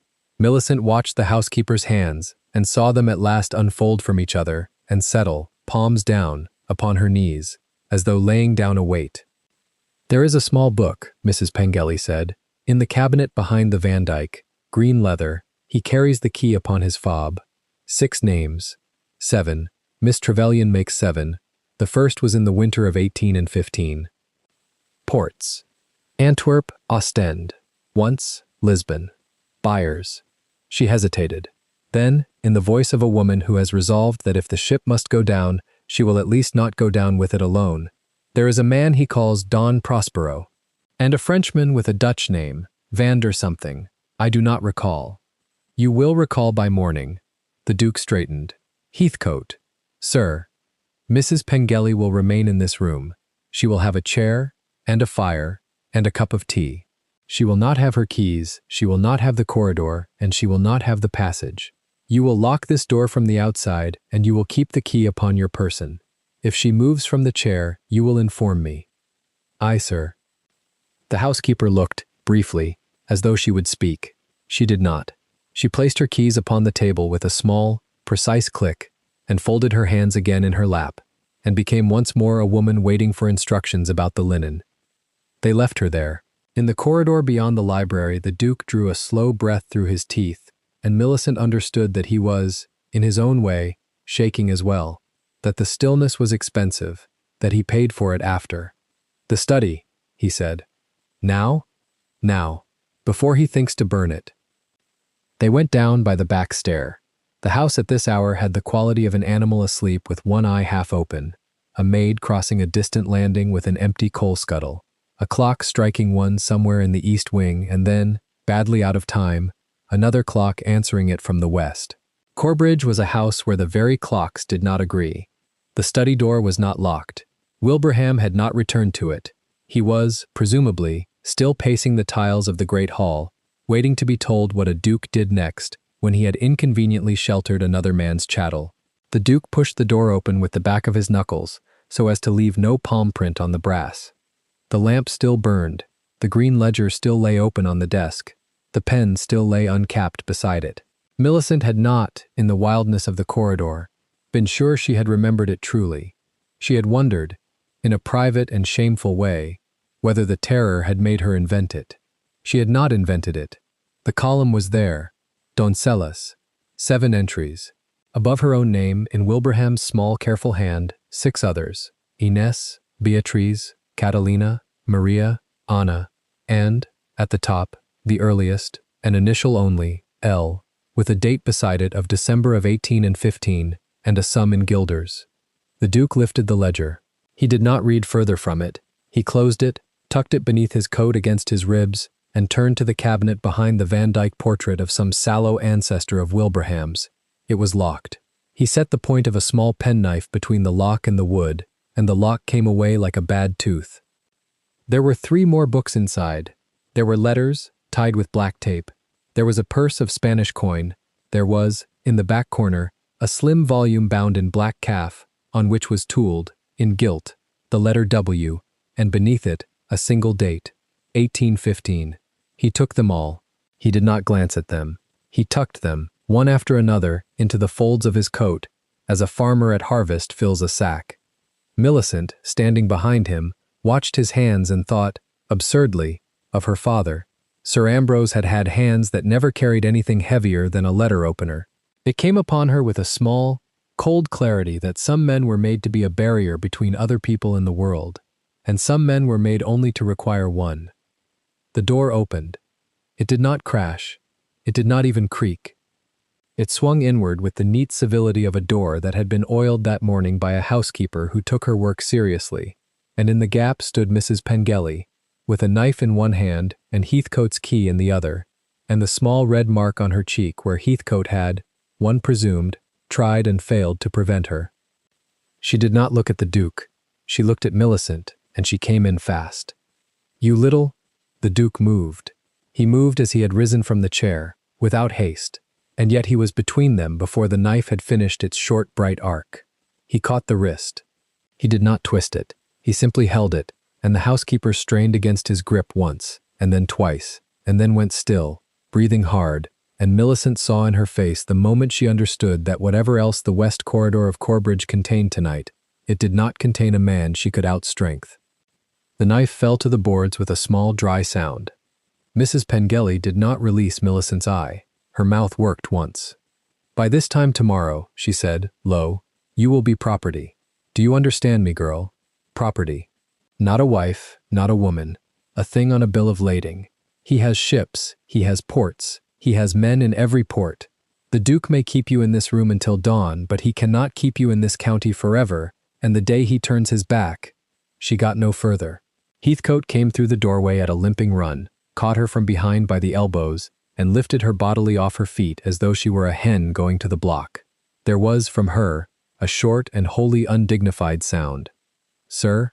Sir, You lost her," the Duke said mildly, still holding the wrist. "She had a second key sewn into her stays, sir. I did not think to. Now you will think to. Take her to the cellar. Bind her wrists. Sit a man by the door. If she speaks, listen. If she screams, gag her. If she asks for water, give her water. She is a witness, Heathcote. She is not, tonight, a prisoner. Tomorrow she may become one. Tonight she is a witness. Do you understand the distinction?" "I do, sir." "Go." He went.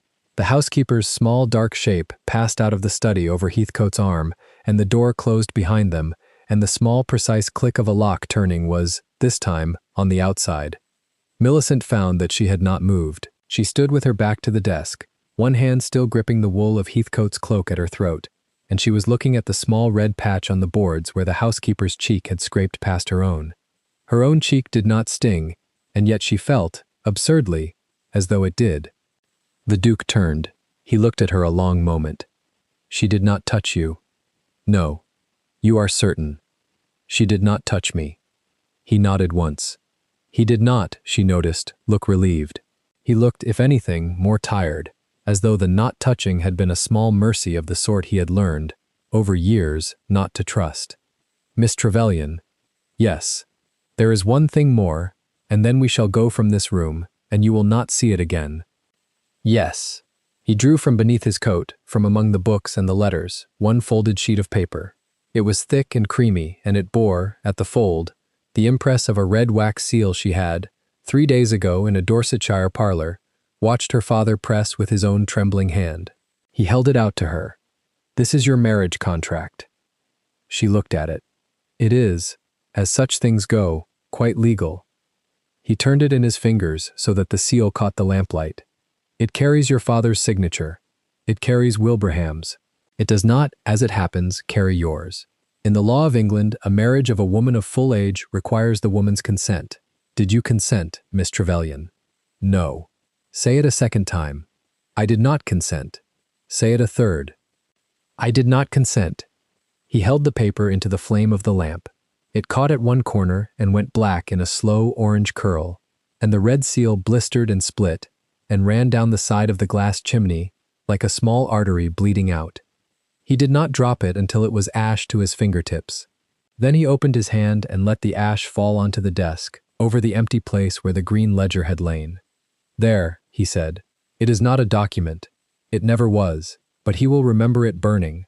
Something in Millicent's chest, which she had not known was still bound, came unbound. She did not weep. She had wept over bread, and she found she had no further tears in her tonight for smaller things. She simply drew, for what felt like the first time since her father had brought the lacquered box into their parlour 3 days ago in Dorsetshire, a full breath. Your Grace. Aloysius.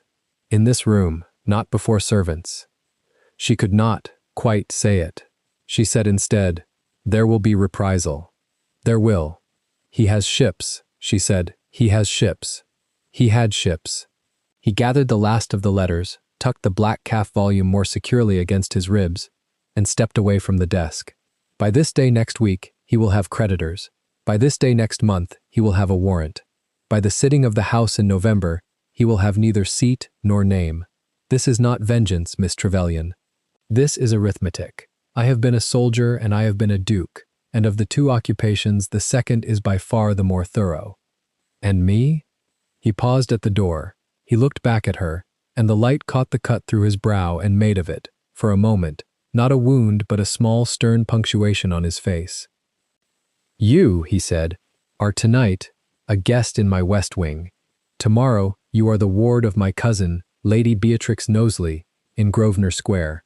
Next month you are, if you consent, this time with your own hand upon the paper, whatever thing you wish to be.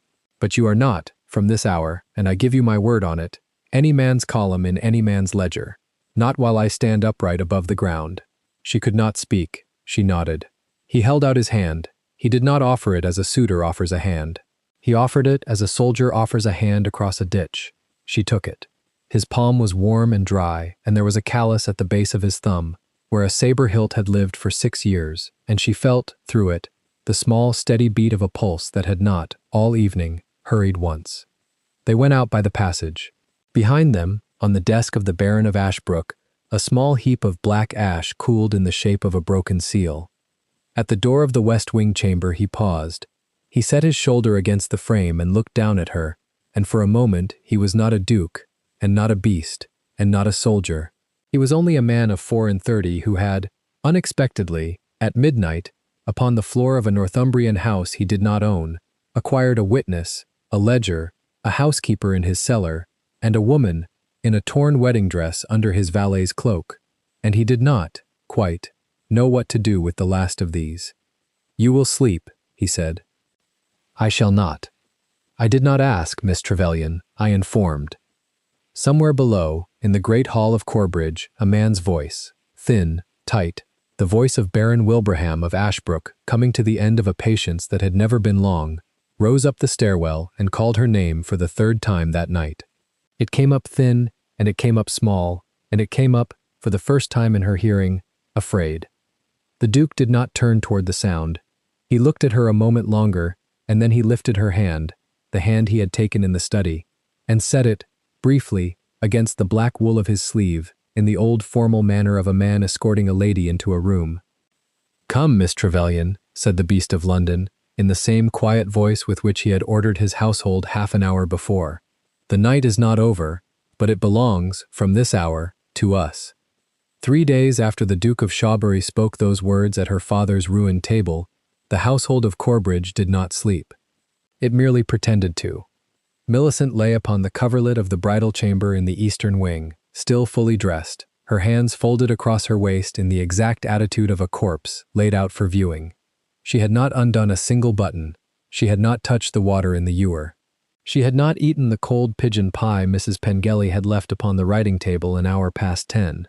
The ivory satin of the gown pooled around her like a spilled candle, and the torn hem, still trailing the thread she had bitten off with her own teeth that afternoon, brushed the polished floorboards each time she drew breath. The clock in the corridor struck the 1:15 midnight. She counted the strokes. Then she counted her own breaths against them, 4 for every chime, as her mother had once taught her to do when the fever came. The trick had been meant for a child in a sickbed. It served, now, for a woman waiting to be sold. Beyond the door she could hear the house arranging itself for what was to come. A tread upon the servant's stair, a whispered instruction, the soft, careful closing of a shutter somewhere at the end of the passage. Corbridge had always been a house of muffled sounds. Tonight, even its silences seemed rehearsed. Each stillness had a shape, and each shape had been placed there by someone. She turned her head upon the bolster and looked, without moving, toward the window. The pane had been nailed shut on the morning of her arrival. She had watched Mrs. Pengelly do it herself, with the wet-lipped patience of a woman who took pleasure in useful work. 4 iron pins, driven through the frame into the sash. A neat piece of housekeeping, delivered with a curtsy. "My lady will forgive the draughts. The wind off the moor is treacherous at this season," and Millicent, who had understood at once, had merely inclined her head and said, "Thank you, Mrs. Pengelly." Now the moon lay flat against the glass, and the moon could not enter, and neither could she leave through it. She sat up. The movement was slow and considered. She did not weep. She had wept, a little, in the carriage between the coaching inn and the gates, and she had decided then that she would not weep again inside these walls. Weeping was a currency one spent, and she had none to waste on witnesses who would only bill her for it. She rose. Her stockinged feet made no sound upon the boards. From the bedside table she took up the small enameled miniature of her mother, the only object she had brought that was truly her own, and closed her hand about it until the metal grew warm. She had promised the woman in the miniature many things over the years. Tonight the promise was very simple. Not tonight, not this. Then she moved to the door and set her ear against the wood. Voices in the corridor. 2 of them, low. Mrs. Pengelly, unmistakable, with her flat vowels of the border country. And a man's voice she did not know. Heavier, older, the wet rasp of one who spent his evenings with a bottle. She caught only fragments. The word settled, the word arrangements. Once, quite distinctly, his lordship prefers the eastern staircase. She stepped back from the door as though it had grown warm. His lordship, not the Duke. The Duke had never once been called so in this house. In Corbridge that title belonged to a single man, and that man wore Bordeaux velvet and rings upon fingers thickened by port. His lordship, the Baron of Ashbrook, who had signed the contract that made her a debt discharged, who had told her father across a dining table only 2 days ago that a girl of her breeding was, in the end, an item of movable property, and who preferred the eastern staircase because it was the staircase that led directly to her door. She turned and looked at the room, the bed with its heavy hangings of dust-green damask, the dressing table with its arrangement of borrowed silver brushes, the window that would not open, the fireplace, laid but unlit. Mrs. Pengelly had said the flue was uncertain and had denied her the fire. The single candle upon the mantel, burning low, ordered by the governess herself to be neither replaced nor snuffed, so that anyone entering would know precisely by its length how long the bride had waited. Every object in the chamber had been placed by another hand for another purpose. Nothing in it belonged to her except the miniature in her palm and the small linen bundle beneath the pillow, in which she had tied her mother's topaz parure, wrapped in the frayed fawn shawl she had smuggled up in her traveling trunk. That, and the gown she stood in, and her own 2 feet. She crossed to the pillow. She drew out the bundle. She tied it, with steady fingers, at her waist beneath the outer skirt, where the folds of ivory satin would hide its shape. She slipped the miniature down inside her bodice, against the skin over her heart. Then she went to the door once more and, quite deliberately, tried the handle. It did not turn. She had known it would not. Mrs. Pengelly had turned the key at 10 o'clock, briskly, with the air of one performing a domestic kindness. "For your safety, my lady. The men on the estate have been drinking." Millicent had watched her withdraw the key and drop it upon the ring at her belt among all the others. That ring was, at this hour, somewhere along the corridor, jangling at the hip of a woman who had been paid, by whom she was no longer in any doubt, to see her delivered. Locked in, window pinned, candle counted. She closed her eyes. She drew 4 breaths against the clock she could no longer hear. And then, because the alternative was to lie down and let the eastern staircase decide her, she began, methodically, to prepare. She sat upon the low stool before the dressing table and, by the failing candle, unpinned her hair. Her mother's voice returned to her out of a distant summer, saying, "When the world will not open its doors to you, Millicent, at least present yourself as one who did not require it to." She combed the plait through with her fingers and rebound it, tighter, closer to the skull, so that no loose strand would catch upon a nail or a doorframe.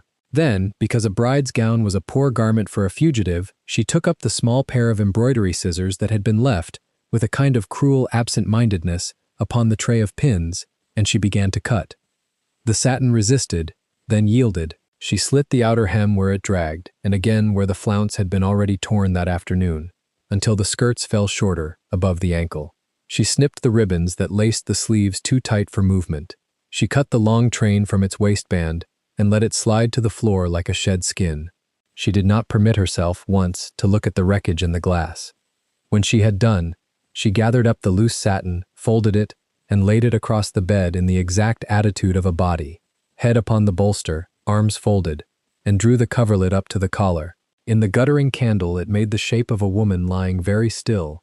It would fool a man for perhaps 10 seconds. 10 seconds, she thought, might be all a woman required tonight. She rose. She took her stockings from her feet and rolled them into her bodice, so that the sound of her tread would not betray her upon a polished floor. Then she went once more to the door, and this time she did not test the handle. She stood beside it, her palms flat against the panel, and she waited to see what the corridor would give her. The clock began to strike the hour, 12 slow strokes. She counted them under her breath, and at the 12th, quite clearly, she heard from the far end of the passage the tread of boots. Not the deliberate pacing of Mrs. Pengelly's tamancos. Boots. Heavy, uneven, unhurried in the way of a man who knew that the door before him could not be opened from within. She heard the boots pause. She heard them come on. She heard them pause again, this time nearer, and then the wet cough that lived in the Baron's throat, and then a voice she had heard across a dining table 2 days before, saying, gently, almost affectionately, "Come, my dear, the hour is come." The door handle turned and found itself refused, from without, by no impediment of her making. He had come to open it. He had assumed his own key would suffice. There followed a small silence, thick with confusion, and then the scrape of iron upon iron as he fitted the key into the lock. She stepped back from the door on soundless feet, retreating deep into the shadow of the bed curtain, her heart driving against her ribs like a bird trapped in a chimney. And in that instant, in the very half-breath before the tumbler turned, she heard, further off, a different sound, the scrape of another key, not at her door. At the small side door in the paneling to her right, the door she had assumed to be a closet, the door she had not tried because a woman does not, in a strange house, try every door she sees. The panel opened by an inch, no more, and through that inch, into the shadow, came a whisper so low it might have been a draught. West wing, third door, no candles. She did not turn her head. She did not need to. She had heard that voice once before, on the morning she had climbed down from the carriage, when a lean man with a saber cut across his chin, had come forward to hand her her small case, and had asked her, quietly, whether she had consented. Heathcote, the Duke's own valet, somewhere, on the far side of a locked bedchamber door, someone had turned a key for her. At the main door, the Baron's key at last engaged the lock. Millicent did not wait to hear the handle turn a second time. She crossed the boards in 3 long strides, her bare feet whispering upon the wax, and she slipped through the narrow panel into the darkness beyond. The panel closed behind her, with the softness of a page turning. She was in a service passage. Bare boards, whitewashed walls the height of a man's shoulder, the smell of tallow and lye. A single rushlight guttered in a bracket at the far end.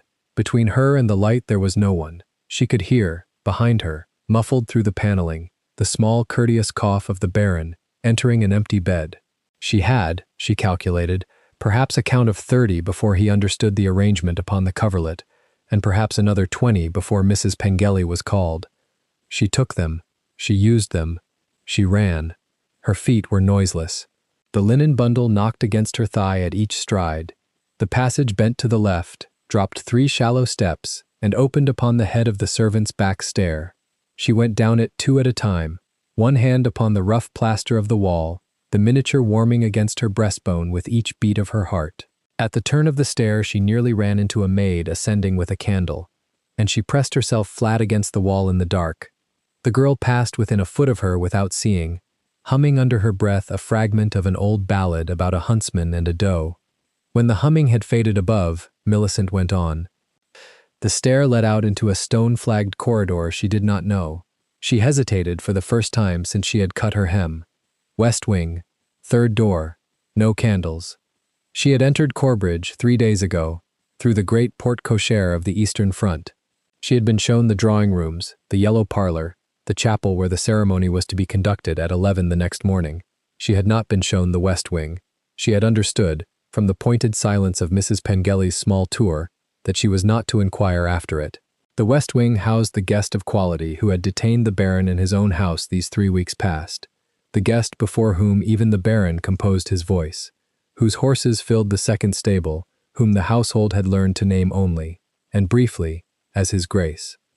She turned toward the flagstones that ran, so far as she could judge by the dying rushlight, in the westerly direction. Somewhere above and behind her a woman's voice rose, not a scream, but the sharp, offended bark of a housekeeper discovering a fraud. Mrs. Pengelly had found the bolster in the coverlet. From another quarter, deeper in the throat and hoarser, came the Baron's oath, then the running of feet upon boards. Then, most terrible of all, the wet cough directly above her head, as her pursuer reached the top of the very stair she had just descended. She lifted her cut skirts to her knees and ran again. The stone corridor gave upon a green baize door. She pressed through it. On the other side the house changed. The bare boards became polished oak. The whitewash became dark paneling hung with the small, old portraits of Ansons long dead. The air grew warmer. She had crossed, without any ceremony at all, out of the servants' Corbridge, and into the world of the guest of quality. The doors along the passage were closed and identical. She began to count them, her breath thin in her throat. 1, 2, 3. She stopped before it. A door of good English oak, dark with wax and age, its brass handle worn to the smoothness of a river stone by 3 centuries of Wilbraham hands. Above the handle, a small iron plate, cold to the touch. She set her palm upon the wood and, for a single instant, she felt everything her body had spent the last hour refusing to feel.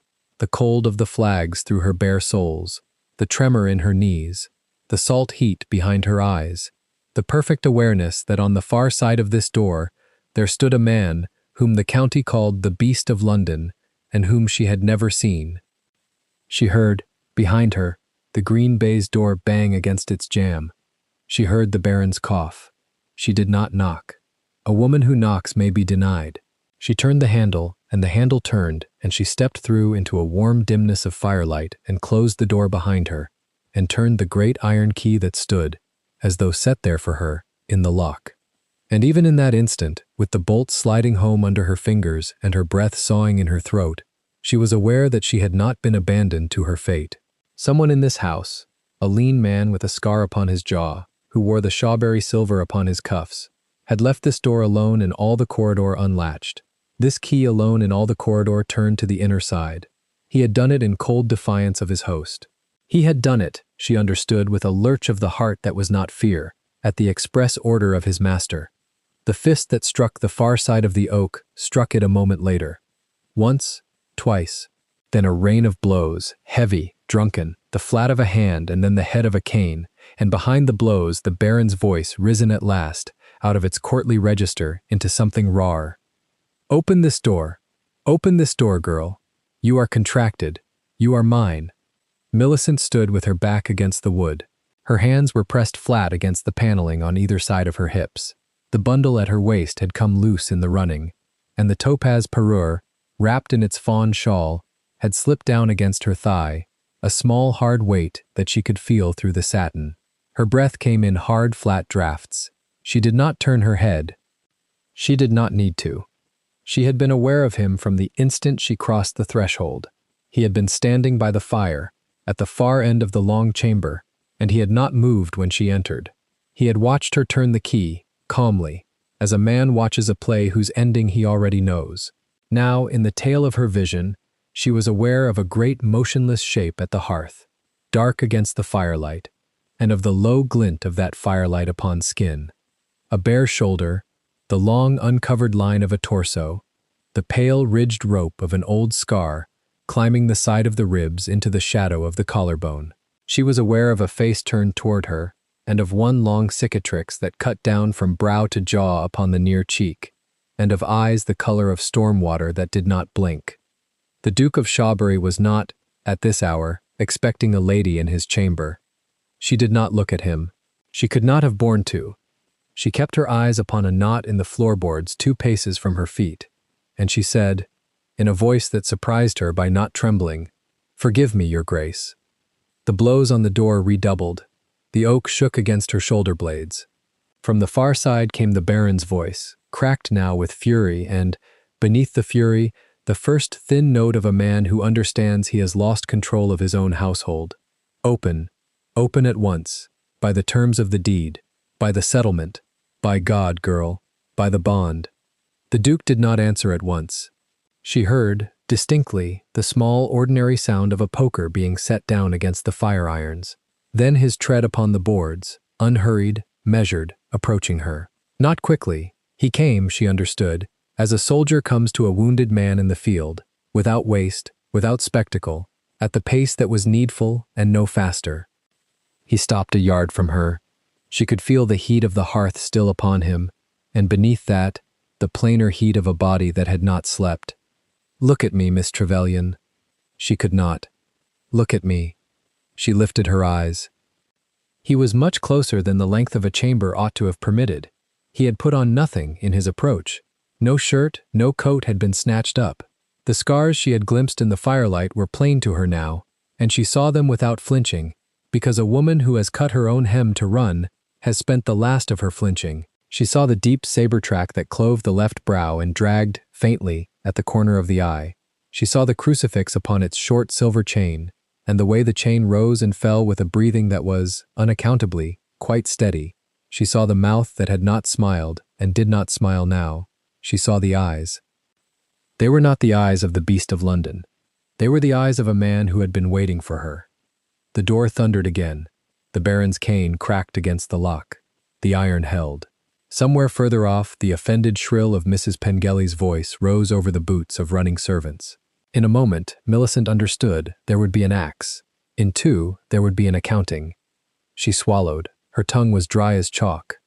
"Hide me," she said. "Please, he has papers. He has no vows." For an instant, the Duke did not move. And in that instant, she saw a thing pass across his face which she had no name for. Something narrow and old, like the closing of a door in a room she would never enter. Then it was gone, and in its place there was only attention, absolute, patient, and directed, entire, at her. "You have consented to nothing," he said. It was not a question. "To nothing. You are here of your own will." "I am here," she said, "because there was no other door in this house that would open." He inclined his head once, as a soldier acknowledges a report.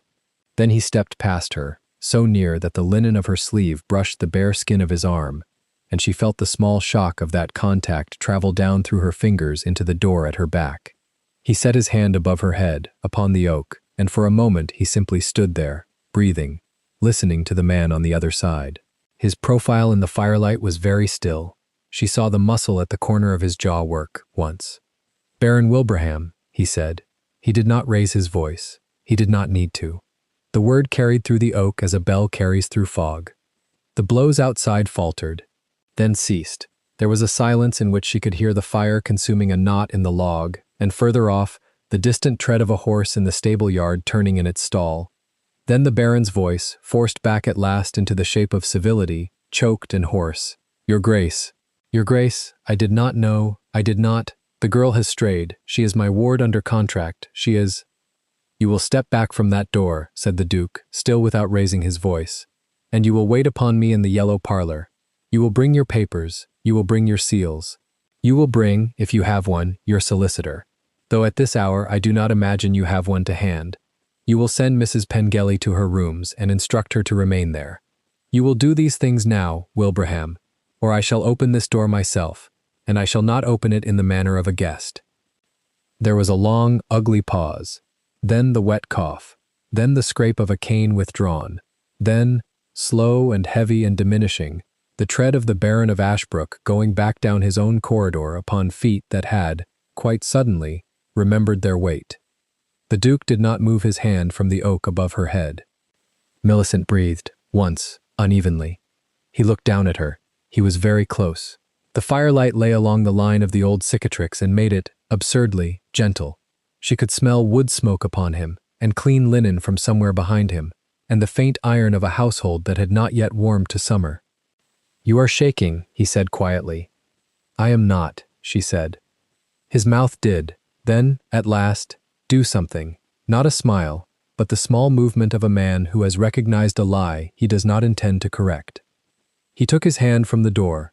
He stepped back, a single pace, and he reached for the great black overcoat that lay across the back of a chair beside the hearth, and he drew it about her shoulders himself, with the impersonal courtesy of a man wrapping a wounded ensign against the cold.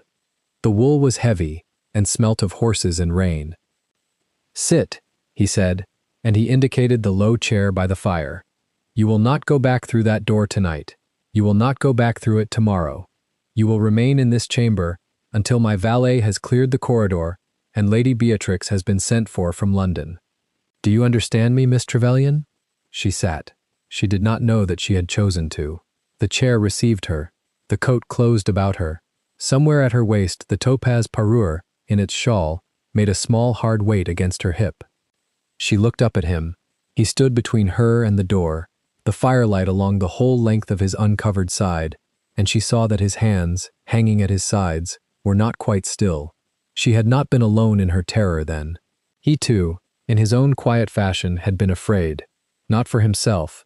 That species of fear had been burned out of him long since in a country whose name she did not know, but for the woman who had come, at midnight, into the wrong bedchamber of a house that had meant to sell her. "Your Grace," she said. Her voice was small, but it did not tremble. "There are things you do not know." "There are a great many things I do not know," he said. "Tell me one." She drew a breath.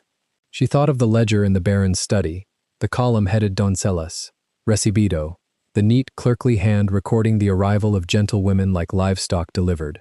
She thought of her father's face, turned away from her in the withdrawing room 3 hours ago, unable to meet her eyes. She thought of the frayed fawn shawl at her hip, and of the small enameled miniature over her heart. "He does not mean to marry me at all," she said. "He means to sell me. There is a book, in the study, under the second board of the window seat. Names, Your Grace, numbers, dates, ports." The Duke of Shawbury stood very still. Then, quite slowly, he turned his head toward the door his guest had lately abandoned. And Millicent, watching him in the firelight, saw a thing settle over his face that she had never before seen upon any man's face, and hoped never, in her life, to see turned upon herself. Beyond the door, in the yellow parlor, the Baron of Ashbrook was calling for wine. He should not have called for wine. The oak door held. Millicent pressed her spine against it, breath ragged, torn hem of the ivory satin puddled around her bare feet. Behind her, the fire in the great hearth cracked once and settled. Before her, in the dark of the wrong bedchamber, stood the beast of London. Aloysius Anson had risen from the chair by the fire. The lamplight caught him in cruel honesty. He wore no shirt. His torso, broad and dense, carried the map of the peninsula upon it. The pale furrow along his ribs where a French bayonet had opened him at Vimeiro. The puckered star on his left shoulder that had once been a musket ball. The long, clean seam that walked his right bicep like a signature. The deep scar that split his brow and ran into his jaw pulled the corner of his gray eye downward, so that his gaze seemed always to hold both anger and mourning at once. A small silver crucifix rested against the dark hair of his chest. He did not step forward. He did not speak. He looked at her, at the wedding dress, at the door. She had time for one clean thought before the pounding began. He is not surprised. Then the fist struck the oak. Miss Trevelyan. The Baron's voice, wet with port, thick with the certainty of ownership. Open this door. She could not move from it. If she stepped away, the wood would remember her weight and betray her. Miss Trevelyan, do not compound your foolishness. Another blow. Then the softer, sharper sound of Mrs. Pengelly, farther down the corridor, calling for footmen with a lantern. Millicent's hand went to her throat, where no necklace lay, and she remembered with a lurch that the topaz parure was sewn into the fawn shawl she had left folded on a chair 3 rooms behind her. She had run from a room with her mother's stones and arrived in a room with a stranger's scars. Yet her eyes did not leave the Duke's, and she said the only sentence her mind would give her. Hide me. He has papers, not vows. For a moment nothing in the room moved but the fire.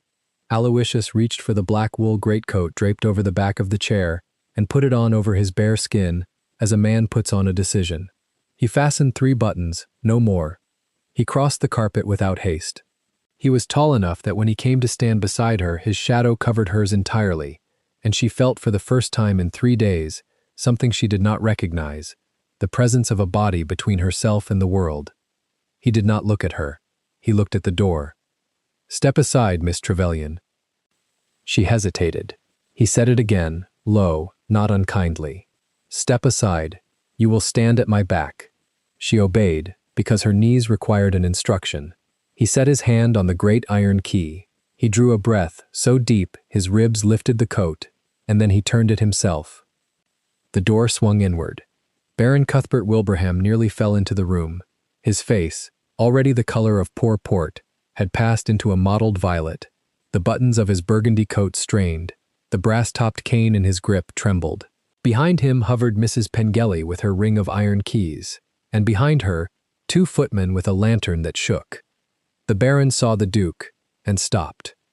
There is a species of silence in an English house that follows the appearance, in a doorway, of a man to whom every mortgage in the neighborhood is owed. It settled now over the corridor like a fall of ash. Your Grace, the Baron's voice climbed a note it had not intended. Forgive the disturbance. My ward has wandered. Your ward. Aloysius said it without inflection. He was leaning one shoulder against the doorframe as if the whole business bored him a little. Millicent, at his back, could see the Baron over the black wool of his coat, and she saw the exact instant Wilbraham noticed her bare feet. An affair of the household, Your Grace. Nothing that need trouble a guest. She is standing in my chamber. An error of the corridors. The girl is distressed. Her nuptials have unnerved her. Mrs. Pengelly will conduct her back. Aloysius did not turn his head. Miss Trevelyan, have you signed anything tonight? No. Have vows been read? No. Has a ring been given? No. He looked, at last, at the Baron. He did not raise his voice. Then she is not your ward. She is a gentlewoman on the mortgaged ground of Corbridge, and the primary note upon this house is held by me. Under the terms lodged with my solicitor last Michaelmas, any person of gentle birth under this roof stands, in the event of a dispute, under the protection of the mortgagee, until such dispute is adjudicated. You will find the clause on folio 17. Mrs. Pengelly will fetch you the deed if you require reminding. Mrs. Pengelly's ring of keys made a small, betraying sound. The Baron's cane came up 1/2 inch. This is a domestic matter. It has ceased to be. Aloysius reached behind himself without looking and set the flat of his hand upon Millicent's shoulder, and drew her, without hurry, so that she stood one full step behind him and to his left. It was not a grand gesture. It was the movement a man makes when he places a lantern between a child and the wind. "Baron, you will retire to the yellow parlor. You will remain there until my valet fetches you. You will not send for a magistrate. I am the magistrate of this 100 by patent of 1802. Mrs. Pengelly, you will accompany him. The footman will remain in the corridor at the disposal of Mr. Heathcote. Is any of this unclear?" Wilbraham's mouth worked. Some sound came from it that was not a word. "Very good," said Aloysius. He closed the door. The key turned, the bolt slid home, and Millicent, who had run barefoot through 3 corridors of a house that meant to sell her, felt her legs unclench and then her legs abandon her altogether. He caught her before she reached the carpet. It was done without ceremony. One arm at her waist, one under her elbow, and she was set upon the low stool by the fire like a piece of porcelain that had been improperly stored. He stepped back at once. "Mr. Heathcote will bring your shawl," he said. He said it to the fire, not to her. "You will not be required to speak this night beyond what has already been spoken. Nod if you understand me." She nodded. "There is water on that table. Drink it." She drank it. Her hand shook so violently the pewter cup chattered against her teeth, and he pretended, with a soldier's courtesy, not to see. He crossed to a low chest, drew out a folded cambric shirt, and put it on beneath the coat with his back to her. He did it in the manner of a man dressing before a comrade in a field tent, quickly, without embarrassment, allowing her the privacy of not being watching him. When he turned again, the crucifix was hidden, and the shirt cuffs were half-buttoned, and he was, in some indefinable way, no longer the beast in the firelight, but a duke about a piece of business. There was a small, precise knock. Heathcote. The valet entered with the fawn shawl folded over his arm as if he had known where to find it, which he had, because Heathcote had, in fact, been folding it 3 minutes earlier when the Baron began to shout. He set it upon her lap without looking at her face. Inside the folds, against her thigh, she felt the hard shape of her mother's topazes and knew, in the same instant, that she would not weep. "The Baron?" Aloysius asked. "In the yellow parlor, your grace. Wine has been withdrawn. Mrs. Pengelly?" "Attending him, under the eye of 2 footmen who owe their livings, if you'll pardon me, to the mortgagee. Sir Ambrose?" Heathcote hesitated. "In his chamber, your grace. He has not stirred." "He will stir," said the Duke, and it was the first sentence of the night that had, in it, the small cold sound of judgment. "At dawn, Mr. Heathcote, you will require of the Baron the ledger in the second drawer of the desk beneath the window in his study. He will refuse. Take it." "Yes, your grace." "And the deeds box." "Yes, your grace." "And you will place Miss Trevelyan under the care of Mrs. Larkin in the east wing tonight. She will sleep behind a door that has both a lock and a key, and the key will be in her own hand, and the door will not be tried." "Yes, your grace. You may go." Heathcote bowed and was gone. The door shut with the softness of good hinges. In the room there remained only the fire, the Duke, and the girl in the wedding dress with the torn hem. He did not sit. He stood a proper distance from the stool, one hand upon the mantel, and he looked at the flames, not at her. "Miss Trevelyan, your grace, you will forgive me the words I must now say. There is no gentler way to say them. In the morning your father will attempt to represent this evening as a misunderstanding. He will not succeed. The Baron will attempt to represent it as an elopement. He will not succeed. I intend that neither man shall touch you again." She looked at her hands. The knuckles were white on the shawl. "I do not ask anything of you tonight," he said. "I do not ask for your gratitude, which would be premature. I do not ask for your consent to any arrangement, which would be indecent. I do not ask for your understanding, which you cannot yet have. I ask only that you eat what Mrs. Larkin brings, that you sleep if sleep will come, and that you know, when you wake, that the doors of this house will open only at my word." She looked up. In the pull of the scar at the corner of his eye, she saw, for the first time, that it was very old, and that he had grown, over the years, unaccustomed to being looked at without flinching. She did not flinch. "You went to war," she said. Her own voice startled her. "You did not have to answer that door yourself." "No," he said. "You did." "Yes."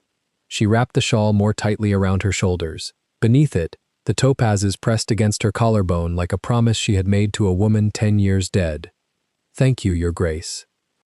He inclined his head. It was not quite a bow. "Mrs. Larkin is at the door," he said, though no one had knocked. She had not known, then, that the man had ears trained by 4 campaigns to hear a housekeeper's tread through 2 inches of English oak. She learned it later. That night she only rose, on legs that would carry her, and went with Mrs. Larkin down the corridor to a small clean chamber, where a fire had been made and a nightdress laid out and a decanter of small beer set upon a table, and where the key, when she turned it, moved smoothly in a lock that had been oiled that afternoon by a valet who missed nothing. She slept. It was the first true sleep she had had in a year. 3 miles away, in a coach going nowhere at speed, Baron Cuthbert Wilbraham was not sleeping. He was being conveyed under polite escort to the modest inn at Corbridge Cross, where he would remain, he was informed, until such time as the Duke of Shawbury required his presence. His cane had been taken from him. His deeds box travelled in a separate carriage. The ledger from the second drawer had already been sealed in oilskin and placed in Mr. Heathcote's saddlebag, and Mr. Heathcote was riding, that same hour, south toward London along the North Road, changing horses at every post. 2 weeks later, the season opened. Lady Beatrix Knowsley kept a house in Grosvenor Square that had, upon its lintel, a carved stone lion, which even the Prince Regent had once been heard to admire. Beneath that lion, on a Tuesday morning of late April, a plain traveling coach set down a young woman in a grey pelisse who was not, at first glance, remarkable, until Lady Beatrix, who missed nothing either, took her by both hands in the front hall and said, "My dear, Aloysius has written me an entire letter. He has never written me an entire letter. Come in." There followed a fortnight that Millicent could scarcely recall afterwards without the sensation of standing very still while a great deal of London walked around her. Modestis came. A Frenchwoman with pins in her mouth measured her twice for a ball gown of jonquil silk. A jeweler in a black coat unwrapped, from a leather roll, the topaz parure that had lain in her shawl at Corbridge, and set the stones anew in fresh gold, and returned them upon a velvet tray with the words, "Madam, your mother had excellent taste." Lady Beatrix, over morning chocolate, taught her to walk into a room as if she owned the floor rather than trespassed upon it. "You do not look for him, dear. You allow him to find you. That is the whole of it." Of the Duke himself, in that fortnight, she saw almost nothing. He was, Lady Beatrix said, occupied. He was, in fact, occupied.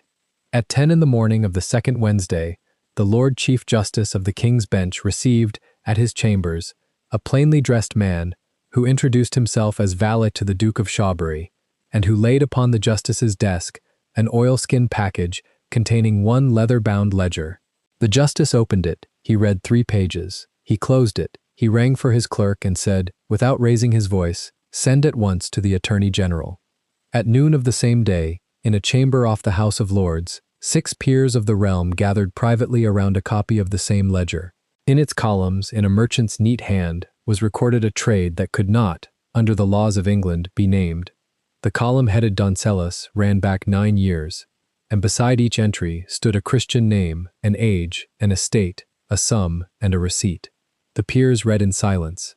One of them, an old man who had known the Baron's father, set the book down and put his face in his hand.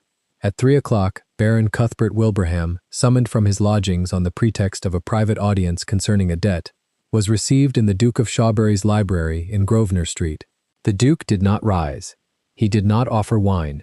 He indicated, with the Annal of Shawbury upon his left hand, a single chair. "You will read this," said Aloysius, "and then you will sign this." He set 2 papers upon the table.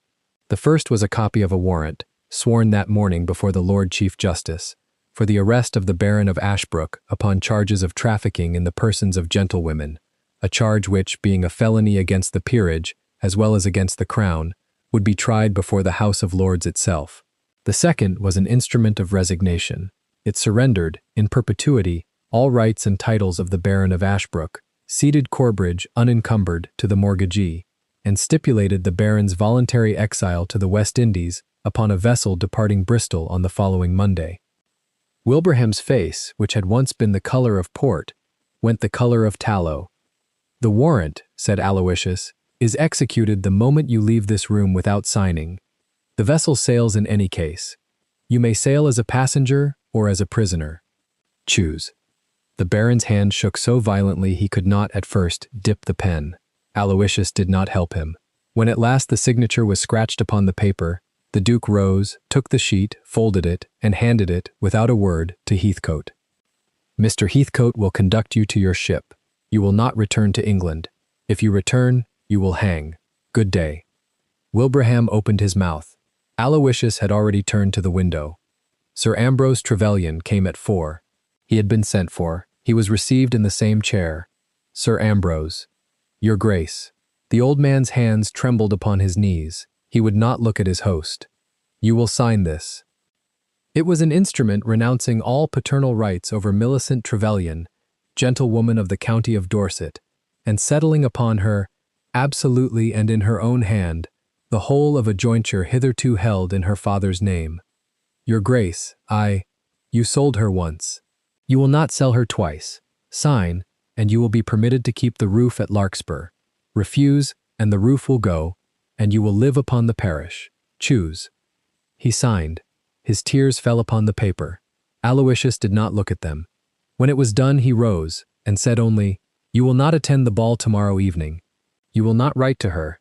You will address any communication, hereafter, to Lady Beatrix Knowsley, who will decide whether it is fit to be read. Sir Ambrose left the room a smaller man than he had entered it, and did not, in fact, ever write. The night of the ball arrived. Lady Beatrix's house had been opened from cellar to attic. Wax candles burned in every sconce. A quartet of musicians tuned in the yellow drawing-room. Footmen in shawbury grey lined the great staircase. The double doors of the ballroom stood folded back. By 10 o'clock, half of London had come. By 10:30, the other half was climbing the stairs. There had been a rumor, Lady Beatrix said, that the Duke of Shawbury, who had not danced in England since the year before Corunna, would dance this night. Millicent stood in a small anteroom above the stair. The jonquil silk fell from her shoulders in a single warm line. Black velvet ribbon crossed her waist. Long white gloves reached above her elbows. At her throat, the topaz parure, recut, reset, restored, caught the candlelight and threw it back the color of honey held to a fire. A single dyed feather rose from her hair. She looked at her own reflection in the pier glass and did not, for a long moment, recognize the woman there. Then she did. Lady Beatrix's hand touched her elbow. Go down, child. He is waiting. She went down. The ballroom, when she entered it, went very quiet in the way rooms do when they realize they have been watching for something without knowing it. The quartet held a note and then let it fall. He was at the far end. He wore black. Black coat, black waistcoat embroidered in silver so discreet it read as shadow, black cravat at his throat where every other man wore white. His hair was cropped close. The scar upon his brow and jaw was uncovered, deliberately uncovered, in a room full of people who had spent 10 years pretending it was not there. He held his gloves in one hand. He did not smile.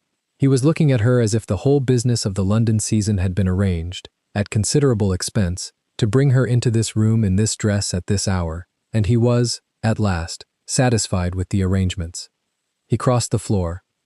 He did not hurry. He did not have to. The dancers already assembled parted for him without being asked, as water parts around a keel.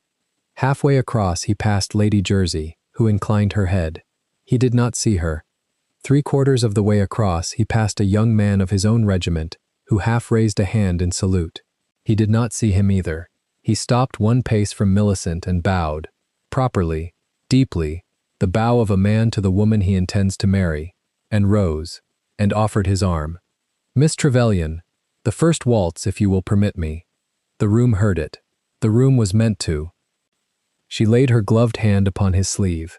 Beneath the black wool she felt the old ridge of a bayonet scar, and she did not, this time, look away from him to hide the fact that she had felt it.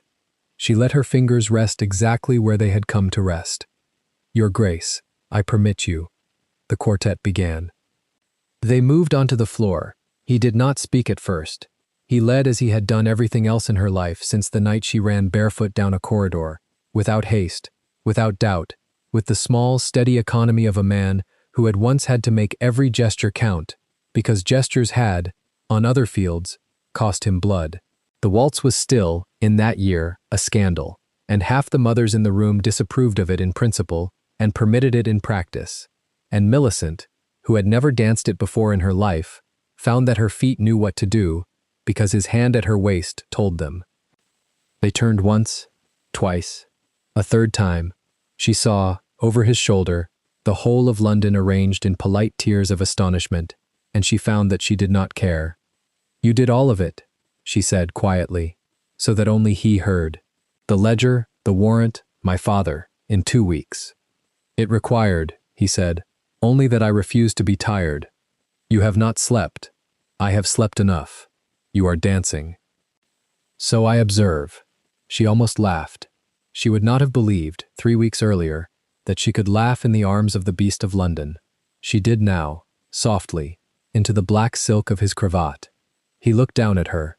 The scar pulled at the corner of his eye and made the look, as always, half stern and half sorrowful, and she understood, at last, what she had understood on the stool by the fire, and had not had a word for.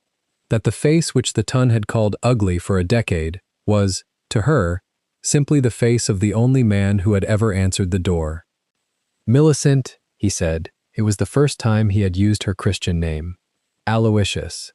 When this waltz ends, I intend to ask you a question, in the presence of Lady Beatrix and of the Bishop of Durham, who is, as it happens, standing beside the punch. You are not required to answer it tonight. You are not required to answer it this year. You are required only to know that the question exists, and that it will remain open, upon my honor, for as long as you may wish to consider it." She looked up at him. "Aloysius." "Yes." "Ask it now." He stopped in the middle of the floor. The quartet, uncertain, faltered, and then, at a small nod from Lady Beatrix, continued more softly. Around them the dancers, who had been trying not to watch, gave up the pretense and watched. He did not kneel. A duke of the realm does not kneel in a ballroom. He did something better. He took her gloved hand in both of his, so that the topaz at her wrist caught the candlelight, and he said, in a voice pitched exactly loud enough that Lady Beatrix, 12 feet away, could hear, "Miss Millicent Trevelyan, I am not a young man, nor a handsome one, nor an easy one. I have very little to offer you that is not already, in law, your own. I ask you nevertheless, will you do me the honor of becoming my wife?" She did not weep. She had promised herself, in a small clean chamber at Corbridge 2 weeks earlier, that she would not weep again in a house that could hear her. She held his eyes. She heard, without turning to look, her mother's topazes shift against her collarbone as she drew breath. "Yes, your grace." He bent and kissed her hand, and the ballroom, which had been holding its breath, let it out in a single soft murmur that was neither approval nor disapproval, but wonder. They finished the waltz. Afterwards, much afterwards, when the candles were low and the last of the guests had gone, and Lady Beatrix had retired triumphant to her chamber, and the house was quiet, Millicent stood at a tall window in the yellow drawing-room and looked down into Grosvenor Square. The Duke stood behind her. He did not touch her. He waited. "At Larkspur," she said at length to the glass, "I had a window that had been sealed for a year. The rain had warped the frame. I could not open it. On the morning my father brought me the Baron's paper, I went up and I broke the seal with a fire iron because I wanted, one time, to feel the air move in that room. I did not know, then, why I did it. You know now," he said. "I know now." She turned from the window. She looked at him, at the scar he no longer hid, at the black cravat at his throat, at the silver signet of Shawbury upon his hand. "You were the only one," she said, "who ever truly saw me." He inclined his head. It was not quite a bow, it was, perhaps, the answer. Somewhere in Dorsetshire, a house called Larkspur stood in the moonlight with all its windows open, because the new owner had ordered, that morning, that no window in any house of hers should ever again be nailed shut. And that was the whole of it. A girl in a dust-gray gown had once mended a tear by a cold hearth, believing no one saw her, and a man with a scarred brow had answered a door he did not have to answer. She had been seen. If this story moved you, stop for a moment and reflect. Have you ever been handed a contract, sealed by someone who was meant to protect you, and been told your silence was already a signature? Have you ever stood like Millicent in that dust-gray dress, in a room where every window had been nailed shut, and understood that dignity would have to be its own key? And when the moment finally came for the world to see who you truly were, the topazes returned, the scar no longer hidden. Did anyone cross the room to claim you in front of them all? Tell us your experiences and feelings in the comments. We read them all. And if you believe in stories about dignity, justice, and love that arrives against all odds, leave a like, be sure to subscribe to the channel, and click join to become a part of our community and help the channel.